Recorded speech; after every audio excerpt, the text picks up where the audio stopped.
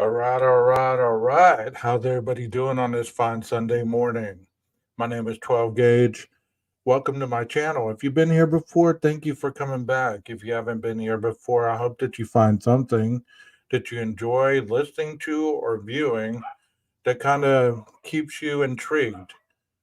Today, before I go on with anything that I'm about to say, everything that I talk about on this video is strictly alleged and it's my own opinion. It's discussed under fair use. So most of it is I can never think of that word. It's very direct and not really aimed at anybody. So if you have any feelings about it, try not to, because I don't really get on here to talk about other people or other channels or anything of that sort. So today I just thought I don't have a lot going on at the moment, so I thought I'd get on here and I'd talk about Linda Lane and I'd talk about the Elantra. I'm going to use a good friend of mine's video. I've already asked for permission, so hopefully he doesn't mind. Um, and also, I'm going to pull up the PCA and want to talk about this a little bit and just take a look at this in a different way.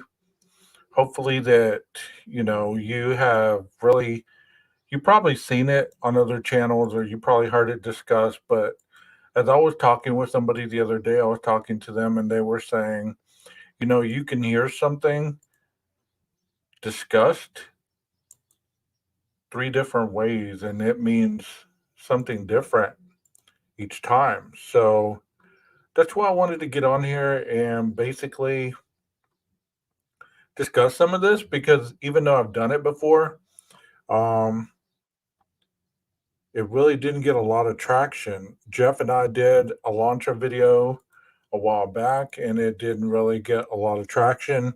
So hopefully this time um,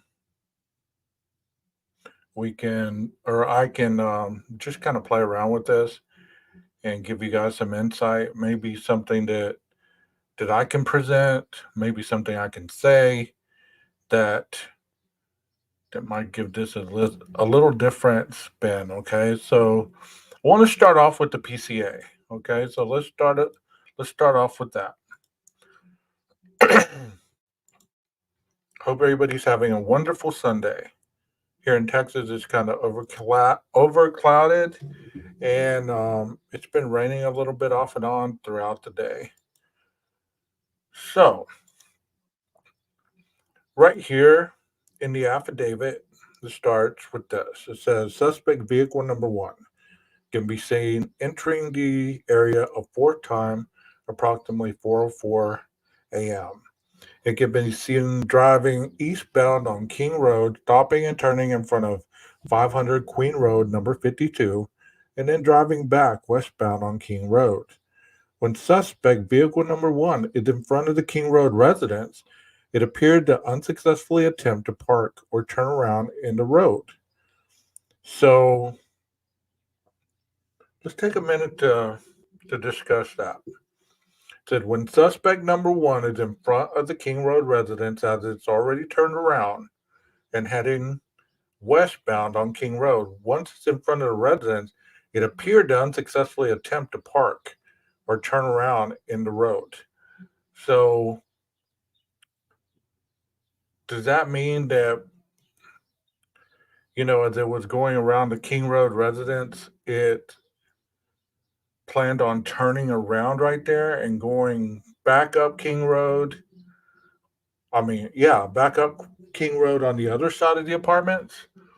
Or was it merely just wanting to bust a U turn? Let's see. I wish you could double these. Let's see the video on Jeff's screen here. And let's see what we can see. It starts at 3:59 and 47 seconds. Okay, so just be patient.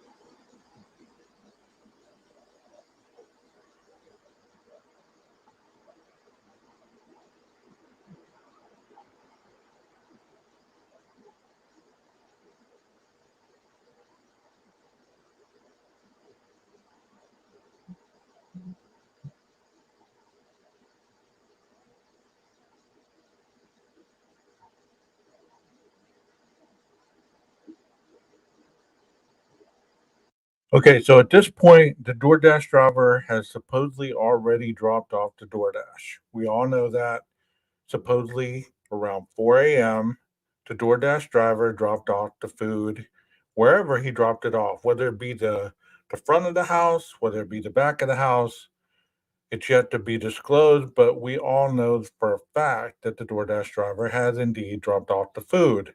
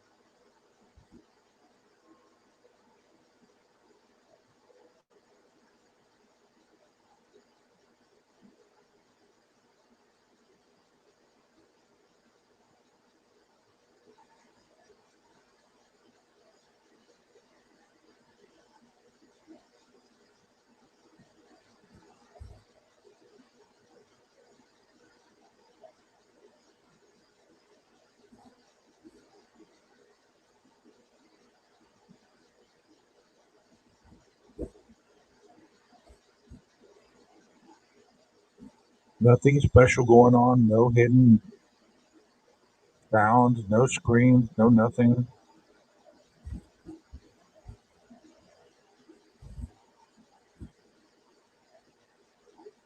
So the DoorDash driver has already taken off.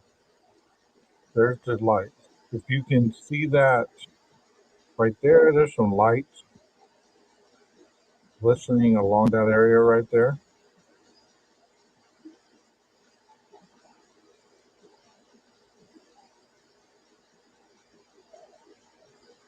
See those lights?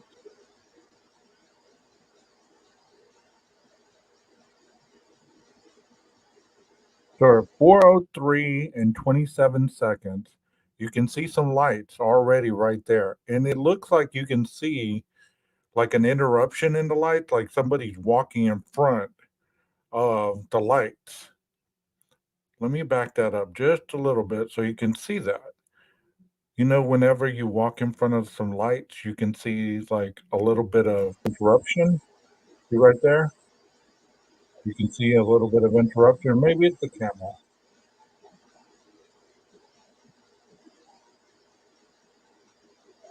But see how that went dark to light and then dark again?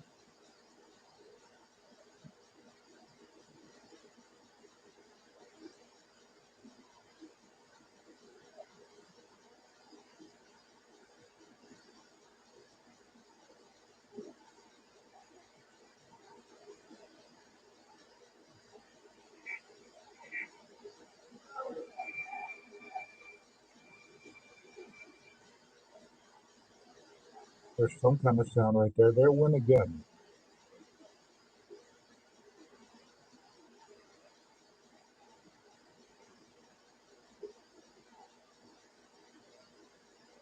Okay, here we are at 4:04.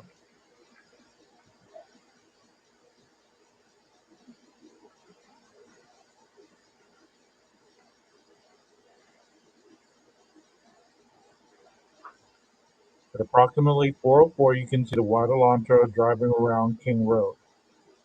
So this is Queen. So at 4:04, you can probably see him, the Elantra driving in front of 1112 King Road.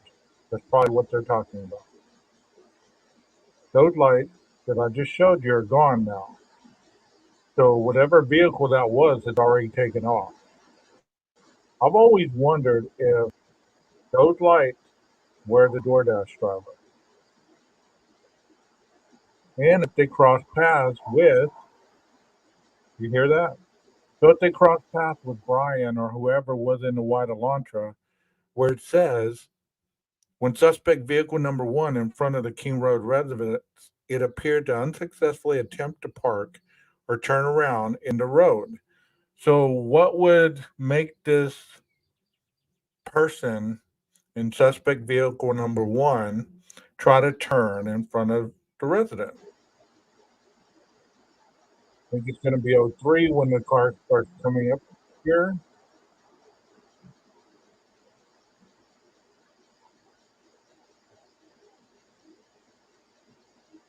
Maybe not.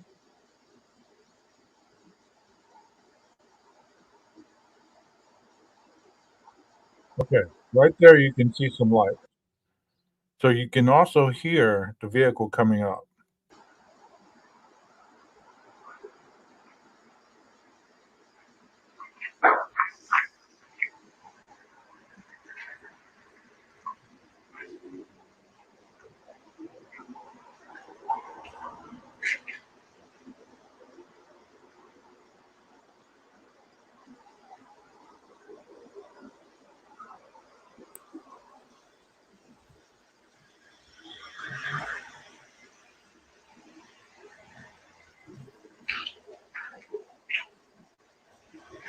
What always tripped me out, and I know I'm not an idiot here, okay? So I'm not trying to create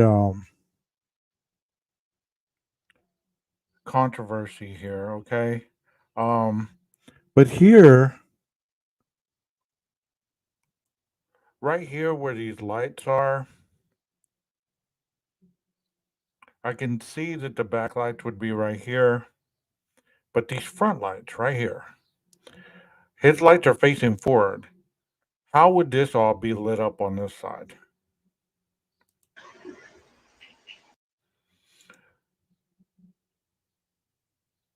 What is this about? Even if it were French, is French. Is it worth more? Joe, answer the question. I'm not sure what you're asking.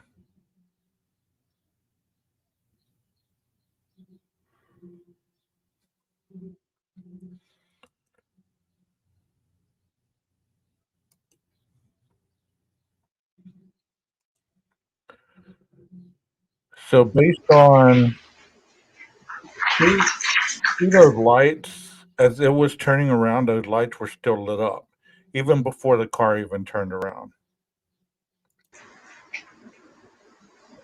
And there we go. 406.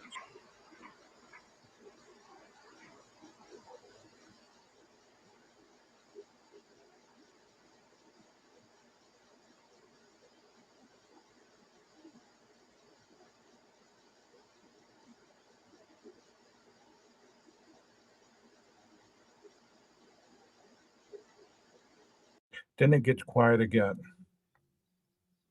So by that point, it stated in the PCA that vehicle number one in front of the King Road residence, it appeared to unsuccessfully attempt to park or turn around in the road. The vehicle that continued to the intersection of Queen Road and the King Road, where it can be seen completing a 3-point turn and then driving eastbound again on Queen Road.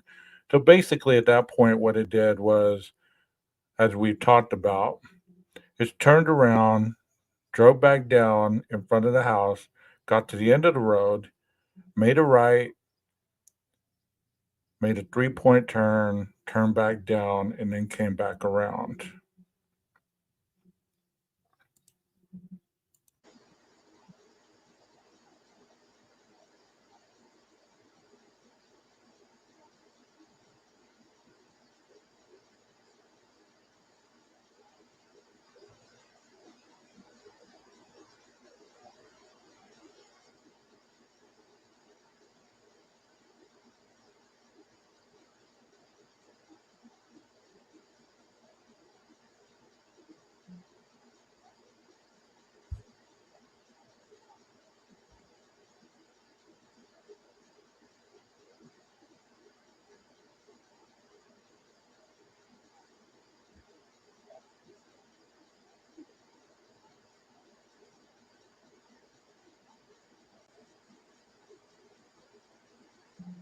Within another car again.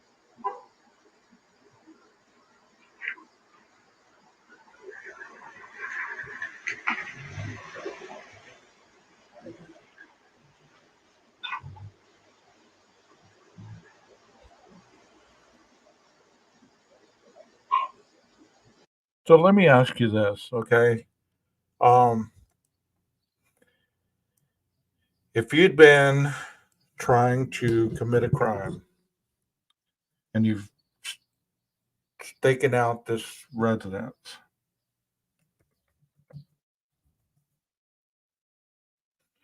Would you not know that there was two cameras on Linda Lane?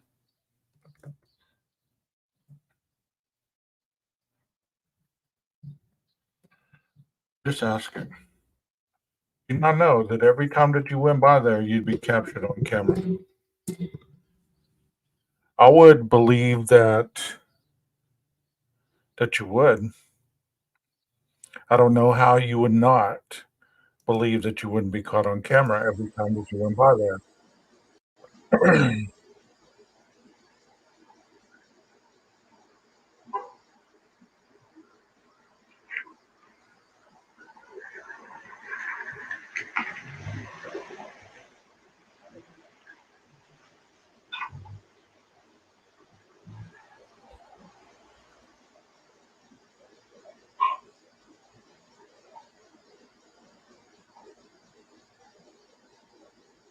I've watched this Linda Lane footage multiple times on other creators' panels and stuff. This is the first time that I'm really watching it by myself, without other people telling me what to see, without people saying, okay, at this time you're going to see this, you're going to see that, you're going to hear this.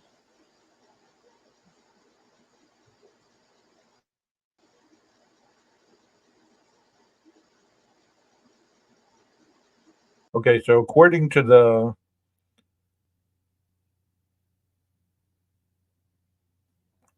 crime timeline, the individual who's doing this crime is already in the residence at this point. The suspect vehicle number one is next seen departing the area of King Road residence at approximately 4:20 a.m. at a high rate of speed. Suspect vehicle number one is next observing traveling southbound on Walenta Drive. So really, they don't have a lot between the time that they saw the vehicle at 4:04 to 4:20. So the timeline has been established. Hey, Sergeant, had been established, so they don't have anything else really to state on this.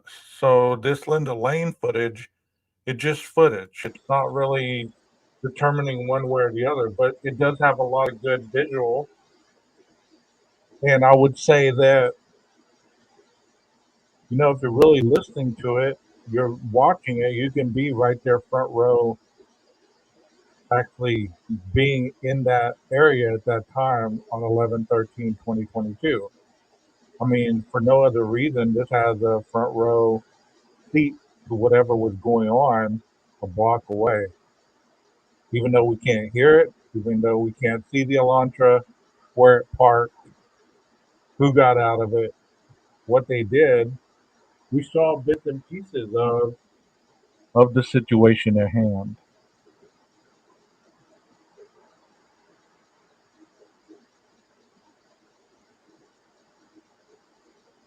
So right now, supposedly, the individual that committed these crimes is in the residence.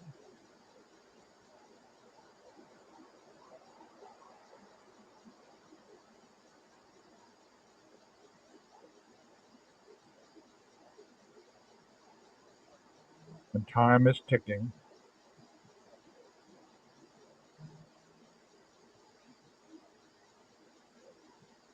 Tick, tick, tick, tick, tick, tick, tick, tick.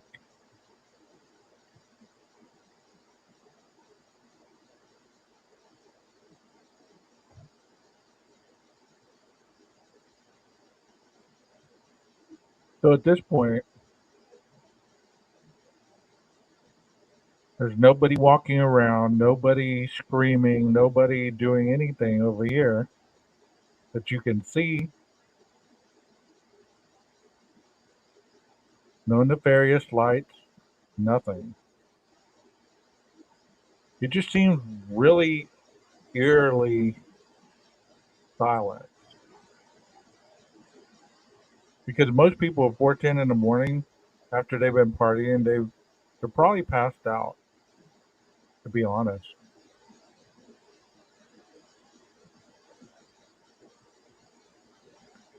What do you think, Sarge? Do you think people are passed out at this time of the morning?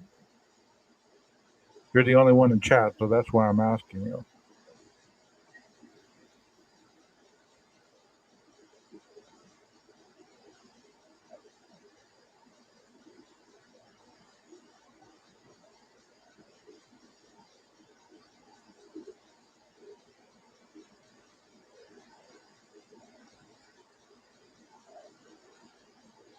I believe so too.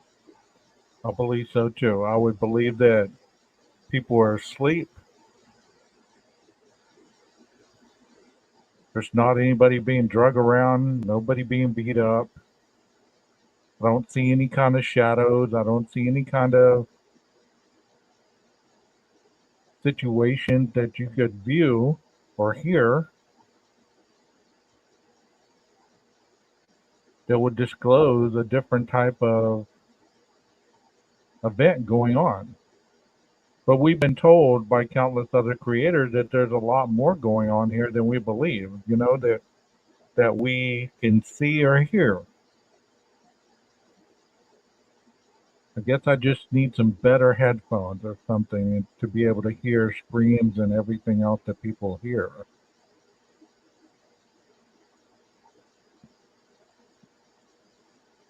I know the screen has kind of been inverted, but the sound is enhanced. You can hear a lot clearer than the original sound.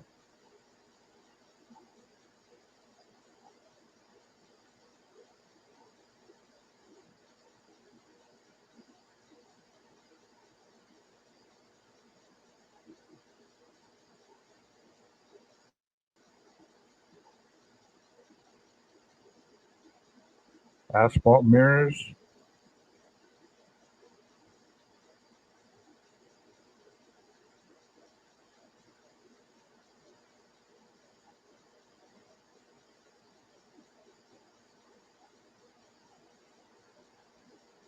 So theoretically, the crime has been going on now for 4 minutes.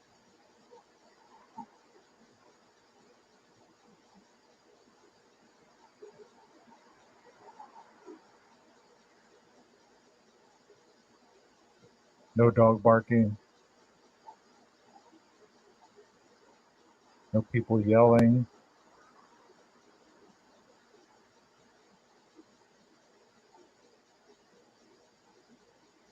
no nefarious.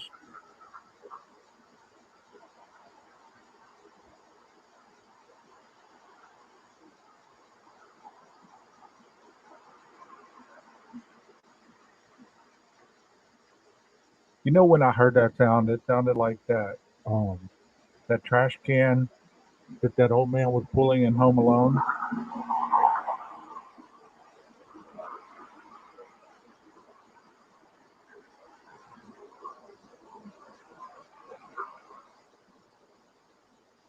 Sounds like wind blowing to me.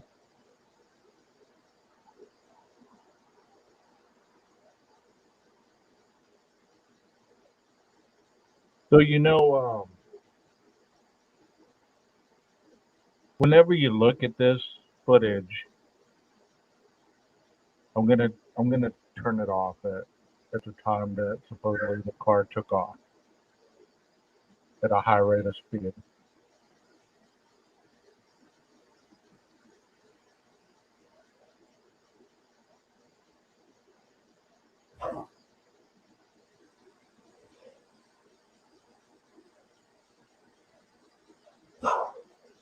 There's somebody coughing.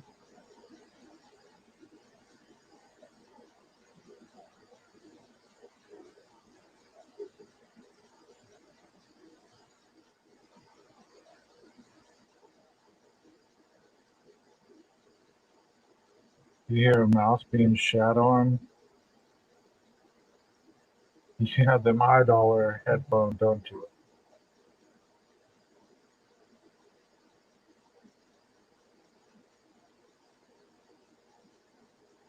Your news channel pays well to get them high dollar headphones, so you can hear a lot better than most common folk.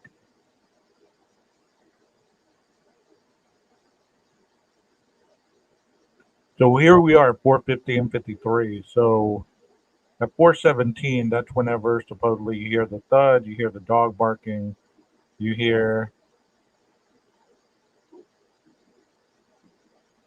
she sees the individual clad in black. She goes in frozen shock phase, closes the door, goes to sleep. This individual walks out, supposedly takes off at a high rate of speed, and the rest is history.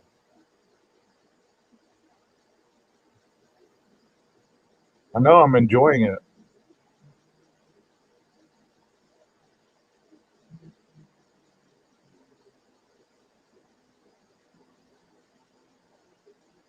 So here we are at 4:16, 45 seconds.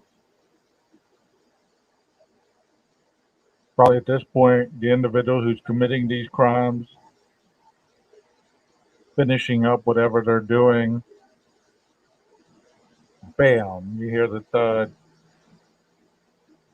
you hear the dog barking, and he's on the move.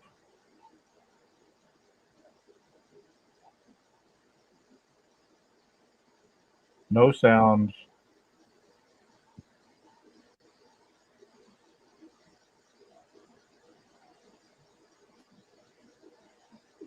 no people running around in masks, no fight club down by the cars.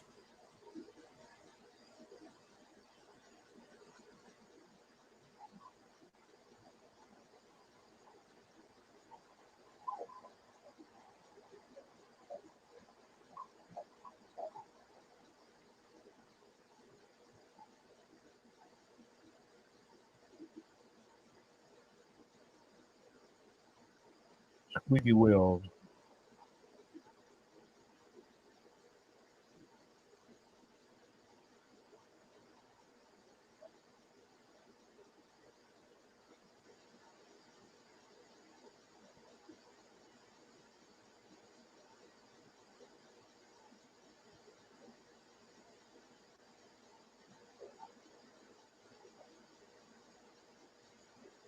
So the PCA says 420, so we're going to go probably 419 because this is approximately. Everything is approximately. Nothing is guaranteed time. It's all approximate. Thank you, Sarge.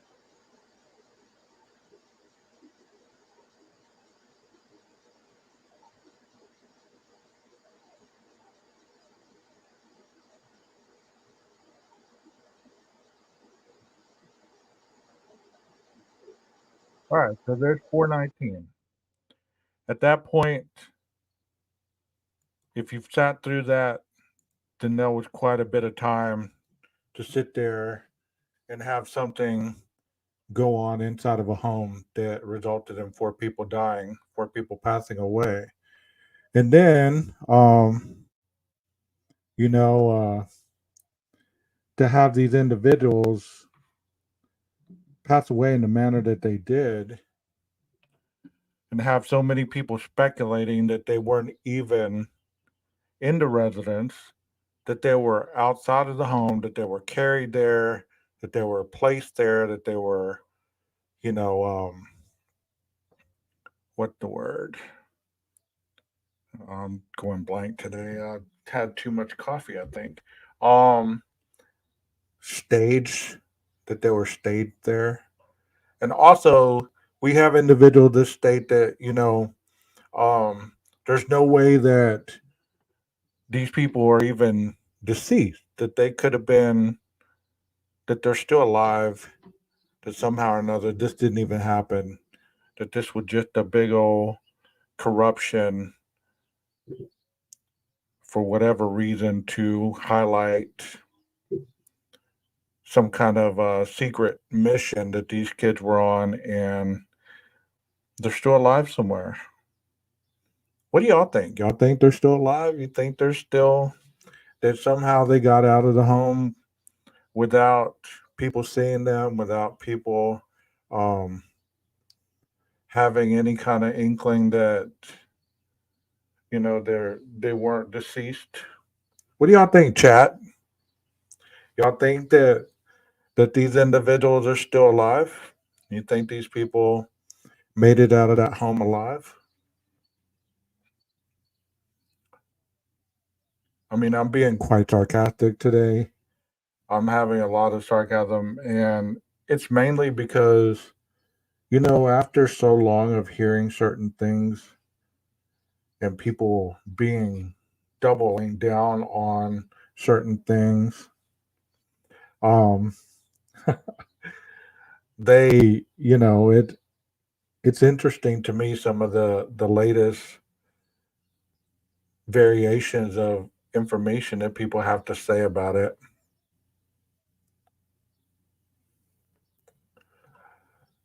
You say, this is making me want to eat tater tots. Are you in crack? You look like Mr. Potato Head. Well, thanks for the compliment. Were you the nice little individual that started off this whole chat with the with the childish insults?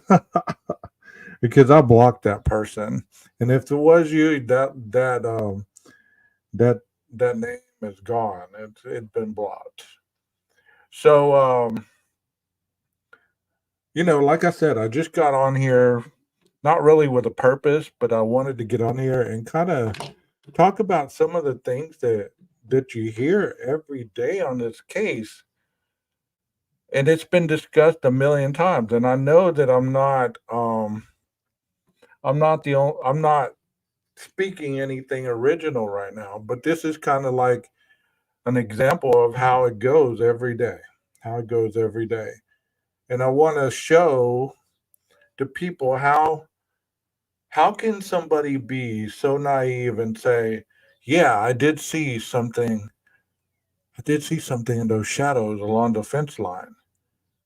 I did see something, there was a flashlight. There was a man with a flashlight running by the Linda Lane apartments. I did see that. Um, I heard dogs barking. I heard this. I saw that." And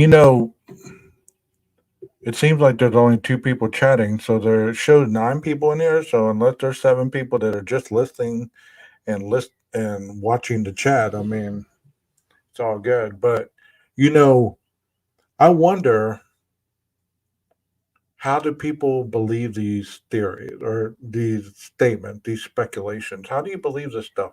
Not only in this case, but in other cases. How do you believe this stuff?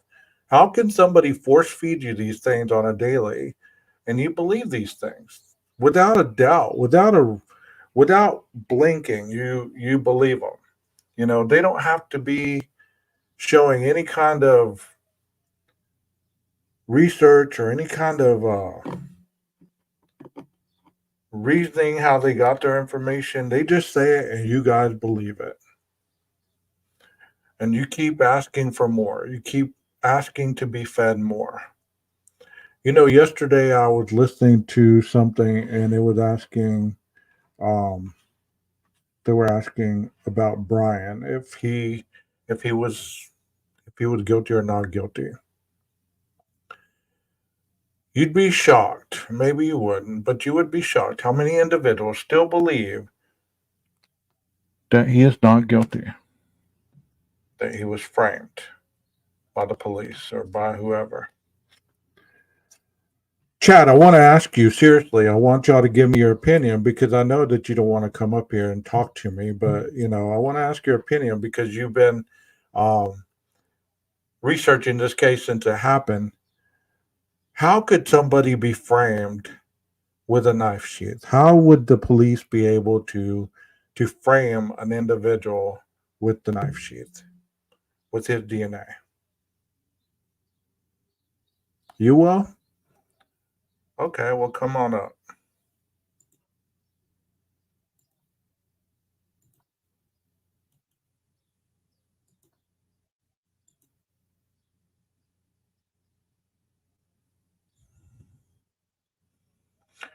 So how would you be framed with your DNA on the knife sheath? How's that possible? And there's individual poking holes in the Wawa Park thing, already before it's even been talked about. There's individuals, discussing that that's not possible.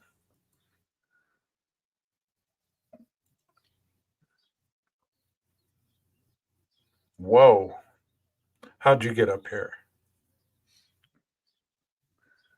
Oh, Can you hear me? what's going on there, Mr. 11 plus 1? Oh yeah, Mr. Guy with jokes. How's it going? Well, if I couldn't be a smartass, I couldn't be me. Hey, how's it going, man? It's going good, and I ponder what you're trying to sort in your head is how can people go along with these insane ideas without doing Yeah, any personal reading and trying to understand any fact. no, not at all. I mean, it's interesting to me, and I know that not just in this case, because you see it in any high profile case lately, that there's always some kind of narrative that people instantly want to push. Instant, you know?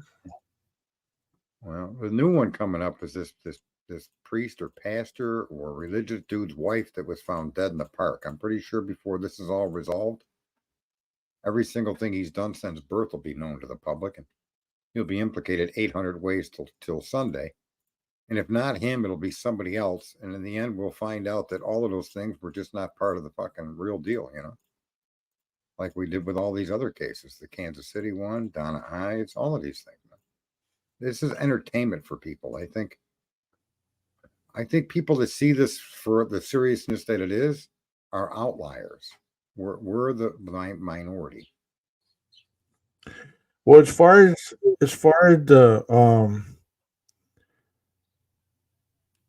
the individual that's gonna, the expert that's coming up, what's his name? Cy Ray, isn't that his name?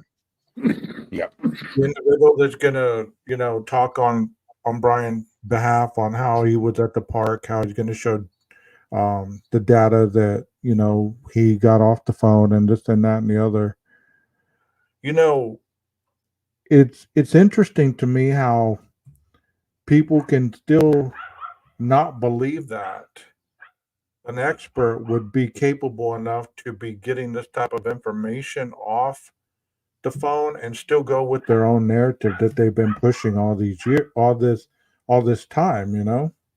I can say all these years because it was 2022. Here we are in 2024. You know, do you believe that the individual is going to be able to show that the metadata on the phone was going to be sufficient enough to show that Brian wasn't at the location? I believe the PCA is his actual exculpatory evidence. The accusations in the PCA themselves offer no proof, and the burden of proof is on the government, not anything less than proof, not just suggestions and stories and theories like you see happen all over the internet, but it's up to the prosecution to prove their allegations. And I'm convinced that what we read in that PCA will be exactly what is shown to exonerate Mr. Goldberger. It will not place him at that house. Okay. Okay. And let me just say this. This is an important thing. This is something maybe I'm surprised you didn't come up with because you're a pretty clever guy, bro. You come up with some cool shit when it comes to knives and DNA. But do you know how a dog tracks your scent? By your ass. No. We're not on your ass. We're not. The news network is not open at this time. Your Ass News Network will be live tomorrow at 9. No, Okay. it does it based on your dead skin cells that shed from your body. See, I think people really don't understand the significance of that. And most people don't know that's what the dog is localized onto. And it follows your trail because look at if we could see on the microscopic level, you wouldn't even touch another human being. You shed 500 million skin cells a day. You're like Pigpen from Charlie Brown. Literally, we are. So When they follow a trail, they picked up the scent of the dead skin cell. That identifies you to the dog. And the dog can differentiate between each person, right? We all have a different smell to that dog, but we all have different unique skin cells. And so when you talk about a microscopic skin cell on a buckle or on a snap or on your ass, I don't care. It doesn't necessarily mean it wasn't put there by somebody else. You got a really big ass. Oh, really big ass. Right? Morning, Cletus. The Come DNA, on, 12 gauge. the public really needs to understand what type of DNA we're talking about, and they need to understand how significant we spread our cells all over the place. And they can end up anywhere. It could be yours on, it could be mine on that knife sheath, but I've never been to Idaho. But you know what I mean? That's the scary part about that particular piece of evidence. Well, yeah. I mean, I don't know very many people that pay with cash anymore, but if he was ever in that Mad Greek restaurant or around those waitresses or whatever, I mean, if he paid in cash or whatever and one of the victims touched the cash, she could have taken the knife. She could have taken his touch DNA home, right? Maybe. Well, it's even worse than that. It's worse than that. Take the victims out of it, right? And Okay. bring in the CSI crew. How many of them bought gas or went to any location where Koberger was? How many of them were ever inside of WSU University? How many of these people went to similar places Koberger went? You can't know. So that's why they have a PPE. There's a standard for the level of protection you're supposed to wear. People think that it's so that they don't get their DNA in the crime scene, and that's not it at all. It's not theirs you're trying to protect the crime scene from, because theirs can be identified through sampling. You're trying to keep them from bringing in DNA from others that contaminate the crime scene that you can't verify were brought in by them. Do you follow me? Yeah. So when you're looking for this kind of DNA, you have to be meticulous, like you're in a clean room for making processors for a computer. If you've ever seen how they're made, the clean room, the dust, that's why people are covered. They're covered so that their dust, I think, what, 80% of your home's dust is dead skin cells. Did you know that? Right. Disgusting. You and Cletus have a theory on that as far as, do you believe that the sheath was planted? Do you believe that they planted his DNA on that sheath? I don't believe anything with it, honestly, because, I believe there was a sheath there that they recovered because they said so, and I got no reason to believe otherwise. As far as it being planted or not, I have no idea, right? Even just basing on the statement that they've said, I don't think that makes me believe he was there.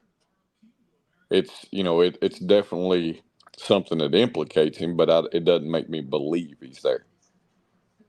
It's one of Can you go a little further with that? I mean, well, for me, it's the combination of the sheath, the cell phone data, and the car is what they've got to prove. They have to prove those three things beyond a reasonable doubt, and I don't see how that's possible, because the cell phone data pretty much it's almost nonsense to even include it, because you say his phone is off. Well, if his phone was off, then why even put that in a PCA? Because what you're saying is, we know he has a cell phone. We know it wasn't reporting to the network, so we can't tell you where he was at this time. Then why put it in there? So if you take that out, then it's identifying the car properly and the knife sheath. And I don't know how you can prove beyond a reasonable doubt that the car was his when you went in your own process of coming to the conclusion that it was him and his car. You have doubt and you change your mind in the year range. Okay. So it creates a problem for me just on the face of it right now. It doesn't mean that they can't prove it, but I think they've got a uphill battle in a court of law. If I'm a jury member, that's the way I see it, right? Is just what you present to me creates reasonable doubt in and of itself. I'd like to make that point about that video you're playing here, the Linda Lane footage. Okay. And I'm going to connect at the exact facts that we all have. When you watch the Linda Lane footage, we can agree that the car that pulls up in that lot is an Elantra. We can safely say that because the windows do fit an Elantra. And if you overlay the vehicle with an Elantra, it fits. Is that fair? Yeah. Yeah. All right. Go back to the press conference when the police say they were looking for an 11 to 13 Elantra not because these people were suspects, but because they may have observed something that could help the investigation. And then look at the Chrysler 300 that drives around the building after that car pulls out of that parking lot, and not long after. So what I'm pointing to you is, if you watch the case as it unfolded based on the timeline, the police requesting the information from that car wasn't because they suspected the car was part of the crime, but that it may have saw something. What might it have seen? It may have seen that other second vehicle that went by it go around the building. So when they were leaving the apartment complex, that other car was coming in. Okay? So it's Right. only like it isn't 10 minutes later that a white car goes around the building. When that car, and you should play that because so we should get a better understanding. But to me, the facts all make sense. I don't find any deviation in the information. I don't find any nefarious reason to say what the police said. I don't believe the police said that to trick somebody that owned an Elantra. I mean, if you're the killer, you're not going to just go show up, right? Right. So I accept exactly what they were saying based on that video where after that car does its 3-point turn in the parking lot and pulls away, a very short time later, another car pulls in that they claim is the same car and goes around the building. And Do you have a timestamp around that time? Do you have a timestamp around? It happened. It's something like 4:02 or 4:05 a.m. Something like that, right? That parking lot car does its backup and pulls away, and then shortly after it pulls away, another car pulls up through there. And I believe that's what the cop wanted that guy to identify.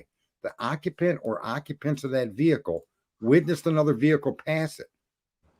And that fits why the police would come forward looking for this Elantra, because they didn't believe it was part of the crime, but a witness to something that may have happened.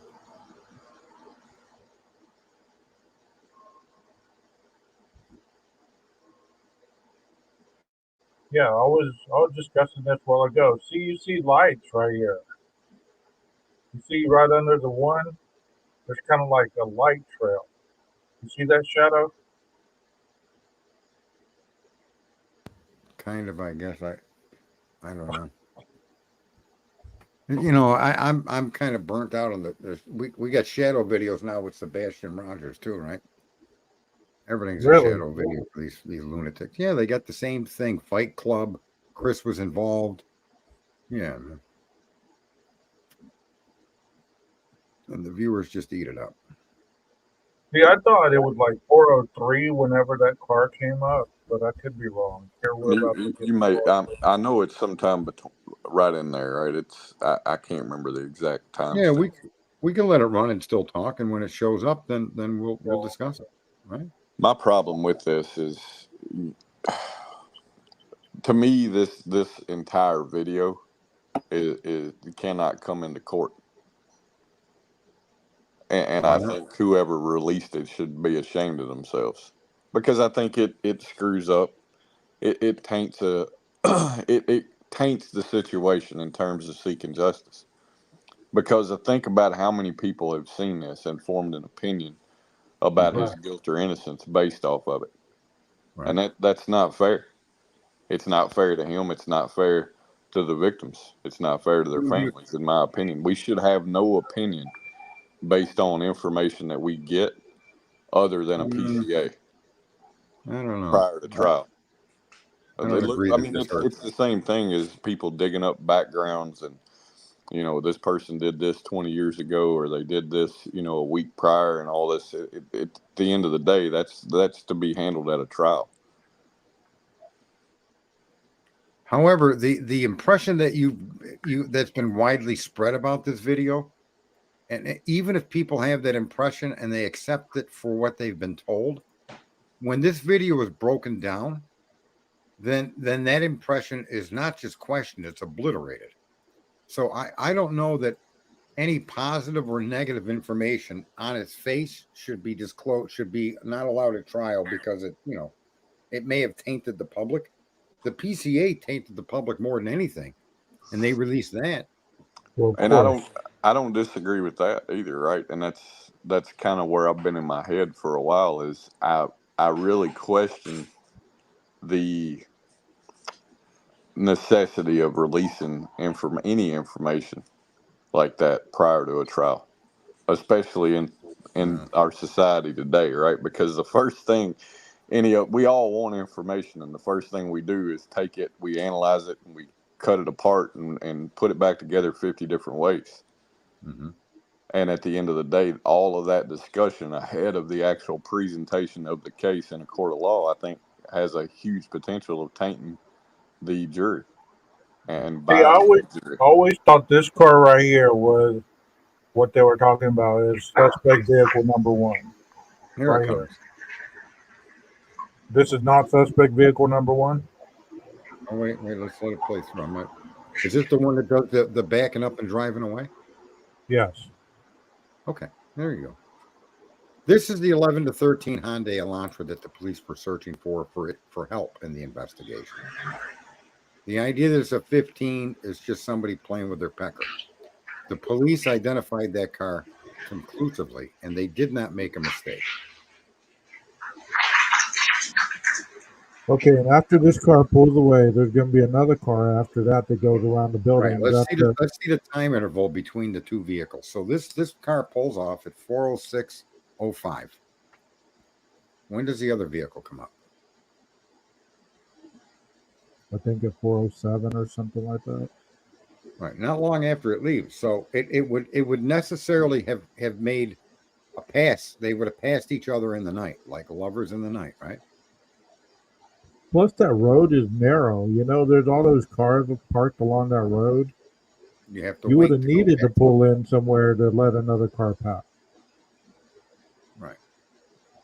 This is the situation that I'm saying the police were interested in, what this vehicle had witnessed as it left. That's why they were searching for this particular car. And that's why there's no way somebody can convince me that the FBI expert that identified this as an 11 to 13 is wrong. And Ann Taylor has supported that with her motions and her arguments that she's made, stating that the FBI relied heavily upon a vehicle going the wrong way at the wrong time to identify a 14 to 16 Elantra. Okay, here it comes. 4:07:23. So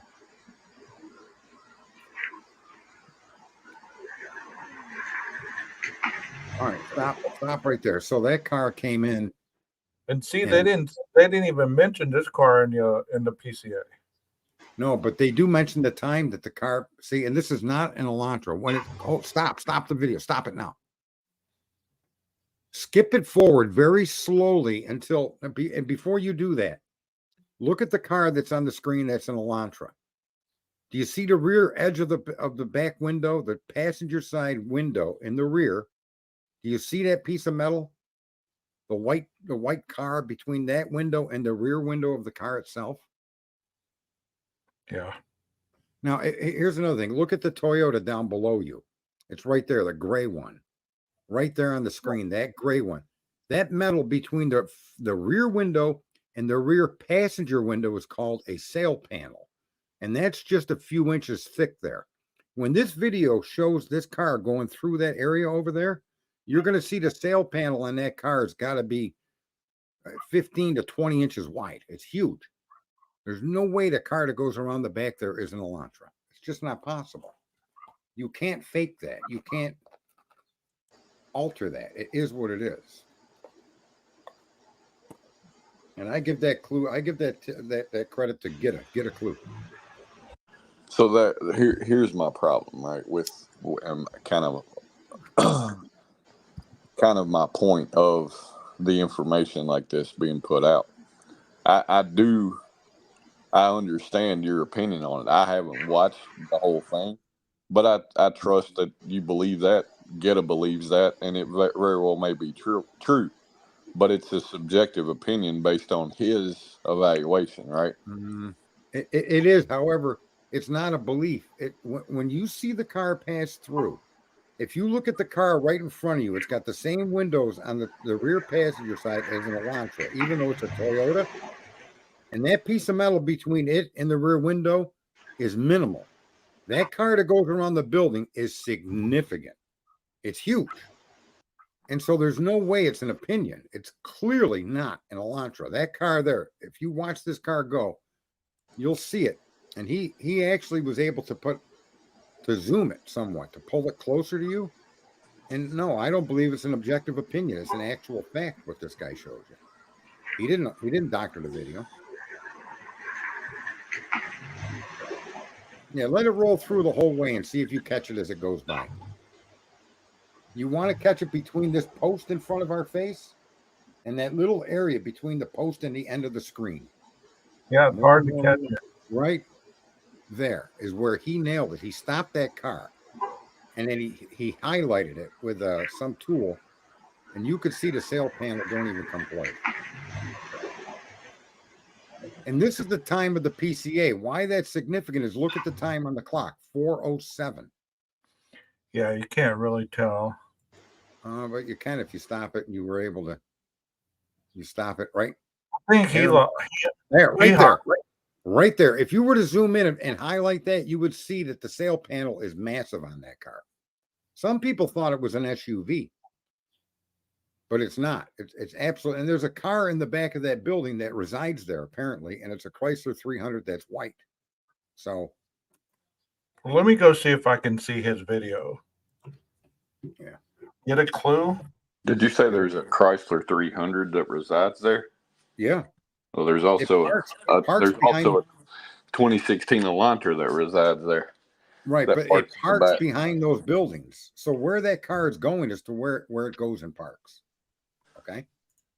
So in other words, he came up with a Chrysler 300 and then later was shown that there's images of a Chrysler 300 that apparently lives there after he came up with the Chrysler 300, which was, again, in other words, he didn't have confirmation bias.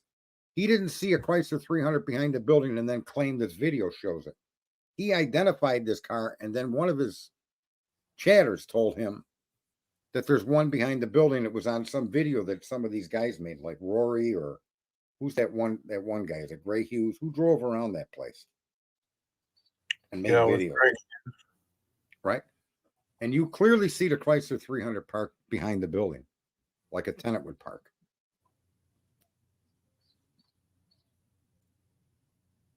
That's a video, I think. I don't know if you've seen it, Cletus, but you should, if he finds it or if he doesn't. That put in that video context. It was put in the context of. All right, this might be it. Yeah, keep scrolling through. It'll go way ahead until you see it showing. If this is the right video, it'll get behind the building. All right, click that right there. See, there's the Chrysler 300. See the sail panel on that car? See how big it is between the rear window and the passenger rear window? That's the part of the car we're talking about. And there's no way you can mistake that sail panel for an Elantra, nor can you mistake that window arrangement for an Elantra. Not possible. That's what he shows in his clip. The lights are different too. Let's see if he...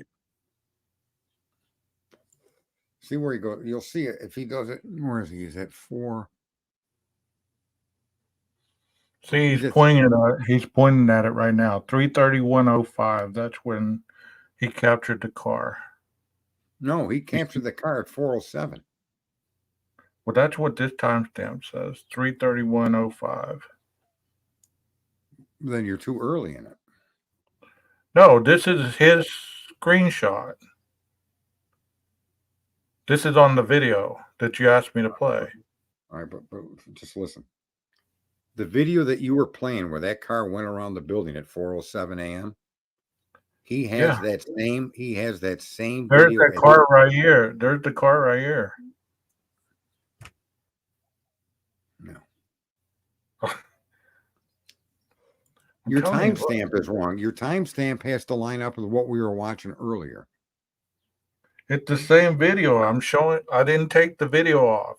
He's showing you right now. See, he's showing the car, Yeah. the Elantra or the Chrysler 300, and here's the car he's talking about. He said, "Look at the panel back here," and he's showing it over here.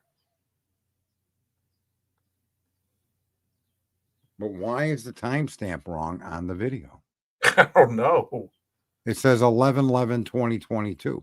That's not what he had before. He's got a video that shows. He's speeding it up. He's speeding it up right now. So, All right.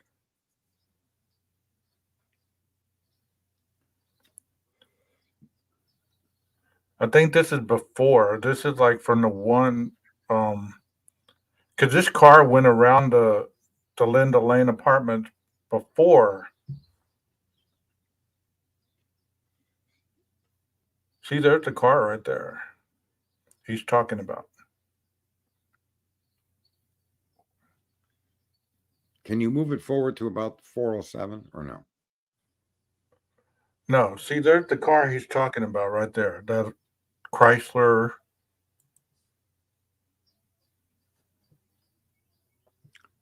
What does that See say? there, Now it's too there fucking he's showing it. He's showing it with more lighting right here. He's showing it during the daytime. He does show 3 different instances of the car, but one of the showing that he has, that he takes a circle like a spotlight and shows and highlights the car with the spotlight, is at the same time of the video you were playing at 4:07 a.m. So as to whether it's in that particular setting or not, he made a few of these videos, so it may not be that easy to find. Yeah. Might be easier to just ask the fucking guy, to be honest with you. No, because he knows where his videos are, is all I'm saying. We could look for hours and maybe, who knows. Right. Yeah, that's true. Yeah, but that kind of gives a little bit of a highlight there about what we're talking about, as far as you saying it, the Chrysler 300 that goes, so supposedly it went after the 404 car. Hello? Can y'all hear me? Yeah, I can hear you. I'm Okay. sorry. I mute myself in between to keep myself under control. So supposedly that Chrysler 300 was after the 404 car. It was the car that went around the building at 406 or 407. And he Okay. has a video that highlights it at that exact moment in time. And he zooms in on the sail panel, and you can see whether it's a Chrysler 300 or not can be discussed. But you can see that the sail panel is not that tiny little inch wide piece of metal. It's massive. Of course. Elantra. So Do you believe that they even thought about that car? You think the police even thought, hey, this might be a different car? nope. No? Nope. I think that they took what they had and they did all of their little investigating and snooping on what phones were in the area, and they came across this guy with an Elantra. This video shows an Elantra, and they made the leap. They didn't investigate, they didn't vet it, they made the leap, and they just keep running with the leap. Hi, golf inspector. Go ahead. I was saying hi to golf inspector. She said hi, guys. Oh, hey, Golfy. Yeah, I don't suspect that they framed this guy, and if they're the only framing they're doing is to cover their tracks that they're wrong, that they got the wrong guy. So if there's any frame up here, it's in the prosecution's refusal to discover the evidence to the defense, and in his admitting that they have something wrong here. Well, to be fair, also, Sarge, wouldn't you say that human beings make mistakes? Like even in the processing of the crime scene, there were obviously some mistakes done, but they don't want to come out to the public and say, "Oh, we fucked up with this or we fucked up with that," right? Yeah, and here's the thing: it's sad people don't want to admit when they're wrong. Even Mr. Gonclaves had said that. Okay, that if he go, he'll admit when he's wrong, and accept the consequences. And other people, part of this investigation, need to be able to do the same thing. Yeah. Yeah. So, who knows, man?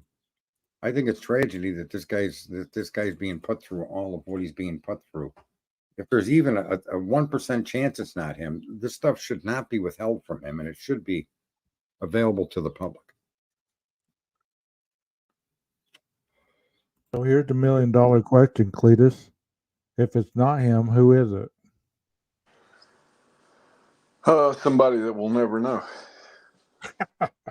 I mean, that's just the reality of it, right? Short of somebody, if it's not him, short of somebody witnessing it that has yet to come forward, or the actual person doing it not coming forward, we'll never know. And I mean, that's a really horrible thought, but not as horrible or it's equally as horrible as convicting the wrong man to death.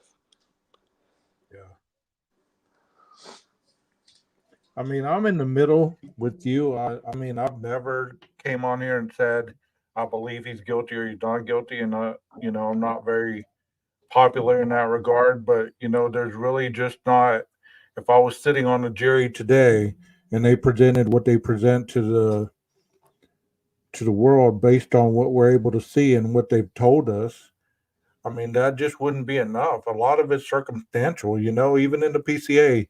Like I was reading the other day, for every evidentiary area they come back with, well, this is the reason why I believe that this evidence should be probable cause. You understand what I'm saying? Kind of like he'll give you an evidence here, and then he comes back and he has to explain a mile long why he believed that this evidence should be probable cause enough. It's almost like he's writing a paper.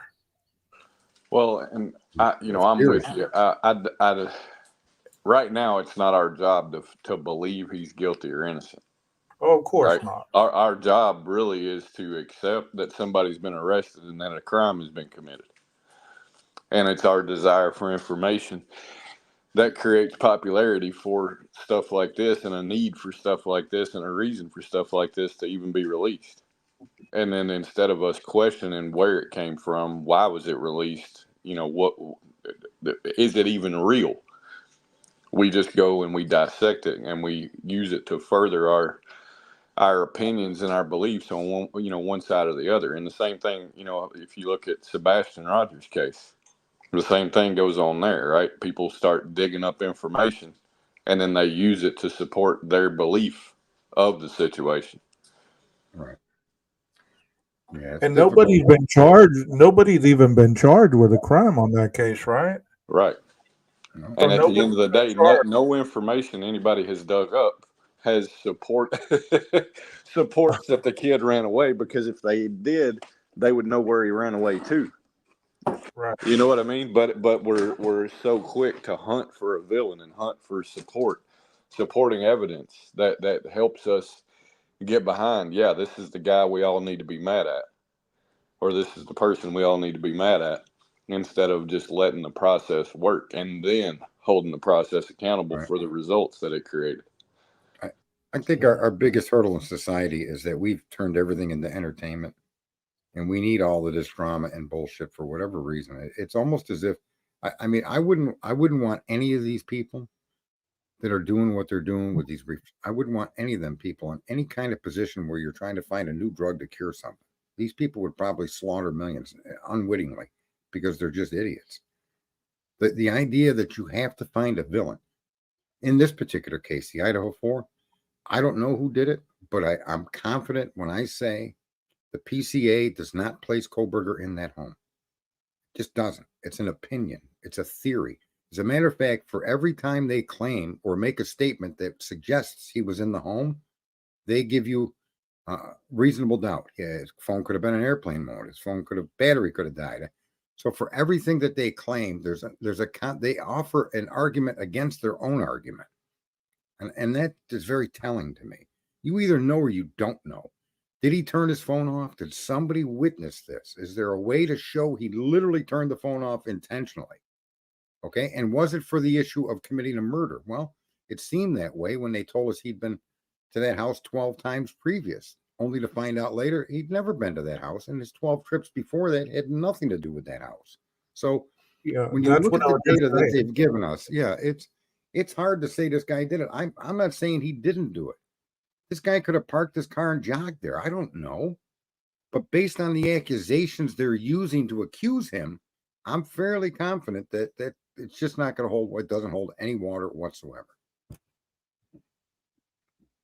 I mean, it is very wild still to this day. In the Sebastian Rogers case as well. I mean, I've thought that the way people act, I had thought that somebody had been charged with that crime. You know, the way they act. You know, they've chosen side. They've done this, that, and the other. Said this about this person. Said that about that person. To find out that nobody's even been charged, that's something in itself, right there. Charge him for what? There's a missing child. I mean, that Well, of course, but the way they go on about it, you think that what are they, the Proudfoots? They were the ones that were nefariously got rid of their son. I know. They're not treated like victims or even given the benefit of the doubt in a civil society. And in this country where you're innocent until proven guilty, that's a lesson we all need to learn. You don't, Right. I mean, come on, man.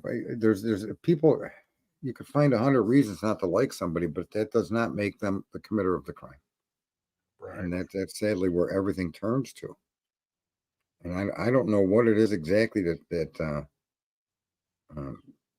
that can be said to wake people up and just say you're treating all this stuff like it's just basic entertainment, like you're watching Looney Tune Adventures or something. And this is 4 people lost their lives. This young kid's missing. Right. These are bad things, man. When it's all said and done, it appears like people have no empathy for other people's situation. They want to run with the narrative and just pick a side and go there. It's all fun and games until it happened to you. Or your But family member, or right, or your somebody, family member, right? yeah, a schoolmate or something. And Well, I think everybody's got empathy, but it doesn't overpower their selfish desire for knowledge and information. You know what I mean? Mm-hmm. I mean, if you look knowledge. at, Wait, back up. well, Explain where these people that we've watched have knowledge. let me say information, not knowledge. Okay. Because if you look at Sebastian's situation, right, it's not that people don't empathize with the situation, but they let go of empathy and compassion for the person that they deem as the villain. Because finding the villain is more important than caring about the people involved. How long has he been missing now? Going on 70 days. It may be 70 days, actually. So I mean, I catch bits and pieces, and I see people's backgrounds on their things with the big highlighted things, whatever. Was that photo Sebastian or wasn't it? We don't know, right? All we know is that law enforcement hasn't addressed it Okay. publicly, and that the biological father has said that he believes it's him. And I've seen a lot of people running on him saying he believes it's him. And look, I'm hopeful that it is. I really am, because that means he is alive and he looks like he would be doing well. But I think people forget that they're taking the belief of a biological father who is obviously hurting in the situation and wants to believe that that's him. But we don't know. So was that in North Carolina or South Carolina or something like that, somewhere around there? North Carolina, yeah, it was at Grandfather Mountain. Yeah. Okay. And that was a rest stop or a rest area or something? No, it's Wilson Center for Nature Discovery. It's a it's just sort of like a nature center. It's not a rest stop. It's not a rest area. It's actually a park type thing. Okay. Yeah. Yeah, I was wondering what that was. I mean, I thought man, did somebody just drive by and see him and took the picture or what? You know, I didn't know. Yeah, I don't know the details about it. I know Seth has said that, you know, there is video footage of that person. Right. So, but he hasn't seen it. So, you know, I think that's one of the problems is there's a lot of belief without fact being stated and then taken as fact, right? And I Right. think that creates a lot of the problem. Yeah. And that's With kind of what that drove video, go ahead, Sarge. so that's what drove me to come back out. I mean, aside from Cletus and Clue needling me, the fact is we've all been trained to believe in information, and that's you know, I'm not a religious guy, but when we were told not to eat from the tree of knowledge, this is exactly why. Okay, knowledge is to be debated, discussed, vetted, confirmed, unconfirmed. It changes. One little piece of information could change everything. So no matter how badly written that PCA is, something could change that. And if you're not willing to hear that, then you should be knitting somewhere. Get away from this stuff. You don't belong on any technical subject. And this is a technical watching crime and trying to see what's going on and reading the legal documents. This is a lesson in civics. This isn't a I'm going to solve this crime from my cell phone kind of idiocy, right? I'm 800 miles away, but I'm going to use my desktop computer and figure out who killed these 4 people. It's not possible. And yet somehow people have been brainwashed to think that they're like Pascal, like he's adding to the conversation when he goes, or any of these other people that are tearing Chris Proudfoot apart.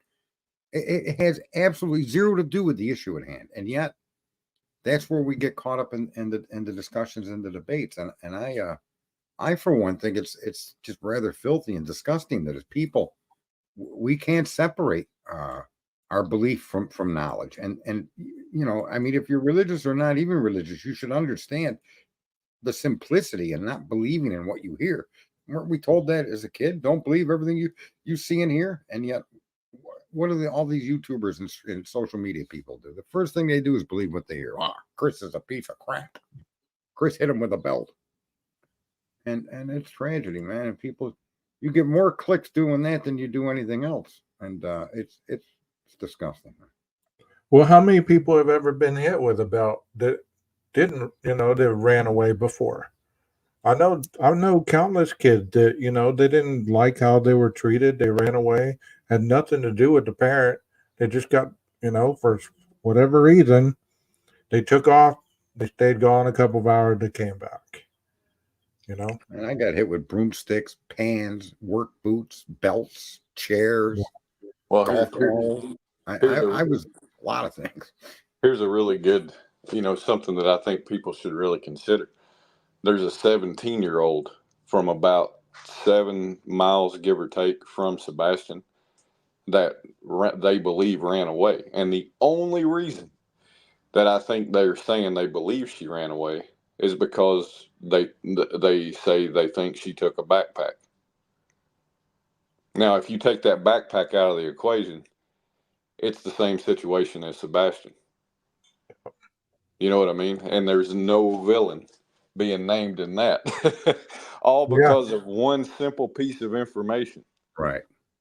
That's so had he taken his glasses and his cell phone and his shoes, then possibly he could have ran away, right? Well, he took his glasses. Oh, he took his glasses? Right. Okay. The things that are missing are him, his glasses, and a flashlight, like a keychain promotional type flashlight. Okay. Are the things that they cannot locate.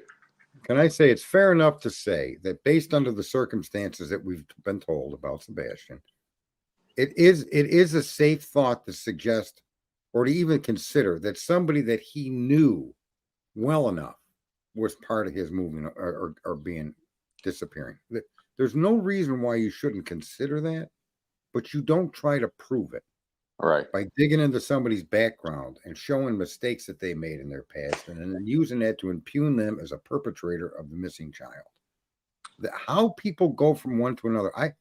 I don't have a problem with people thinking Dylan may have been involved, but I have a real problem with people saying the sorority's involved, because there's nothing to connect the sorority at all. There's no fact in anywhere that we've been given to make that leap. And people make these leaps and they extrapolate bullshit from bullshit, and they then bathe themselves in bullshit.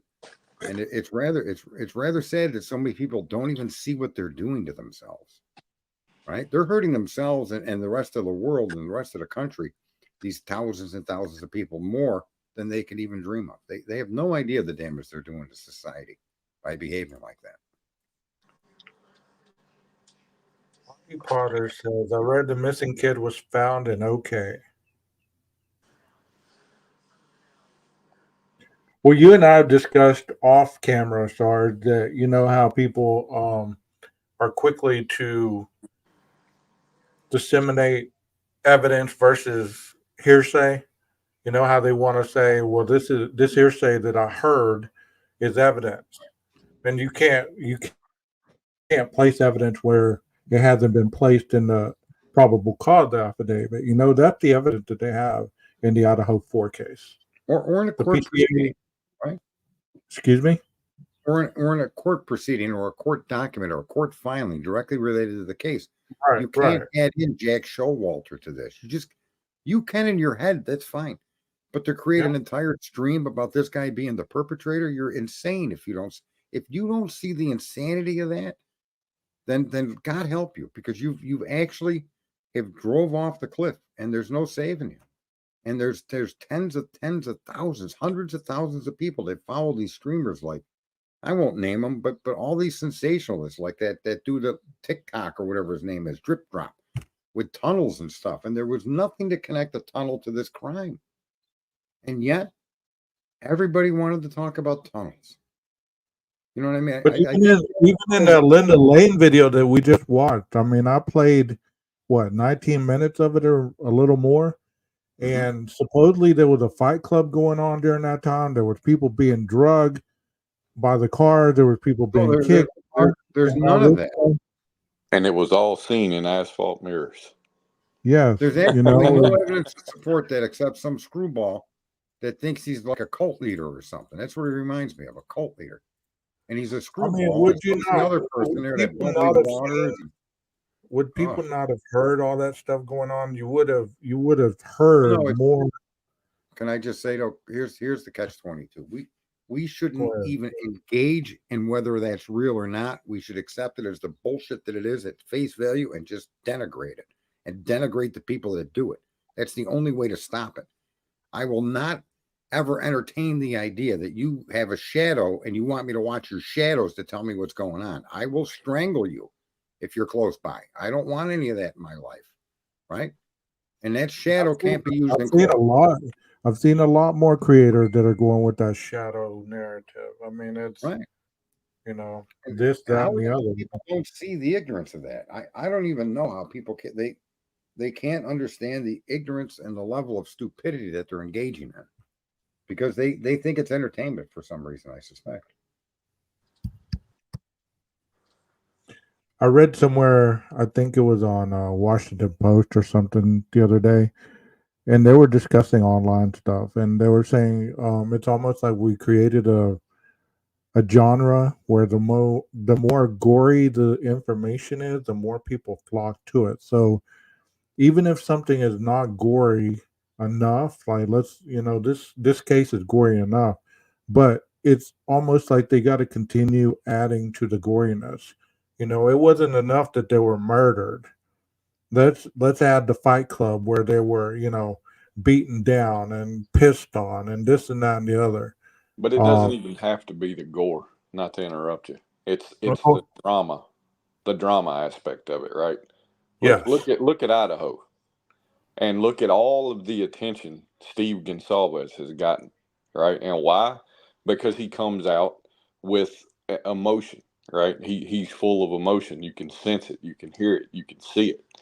Yeah. Look at the other parents. You know, I've seen them a couple of times, but you can't tell me they're not approached or they're not wanting to talk. It's that they don't present any emotion, really. They don't give any drama. They don't fuel the fire. Yeah. So nobody gives them a microphone. Right. The Because only that's guy not that what really people presents want. emotion was Maddie's dad that I've seen, you know. And I mean, you look at the Sebastian situation, right? The only time anybody wants to present anything from the parents is when there's emotion involved, when it creates drama that people can be entertained by. You know, I imagine being so heartless and so fucking cruel that you're going to ask that gentleman or that woman, is it true you're on a dating site, the mother of the child? How on earth have we gotten so far down the shit scale that shit don't even want to be around us? How do you ask these people these questions and never, ever, ever offer up, I'm sorry for your loss. I'm going to help you try to find your child. Is there anything I can do for you? Do you, where do people dropping food off to their house? Where are the people even trying to emphasize with the loss that these three people have endured? Not to mention all the relatives, the friends, the school teachers, the school friends. The loss is immense. And yet people want to talk about what Chris did or who this one slept with or what this woman's mother did and what. Yeah. Wow. We are a really fucked up group of people, man. Like you said earlier, you know, I'm sure that the tides are about to turn. This is probably going to go on the back burner when a new case presents itself, and you can align yourself along the fence, which side you want to take, who's guilty, who's not guilty, even if you don't know the facts about it all. What'd you say? Some grandmother went missing or something? The thing you said earlier? Who, me? Yes, the case you were talking about.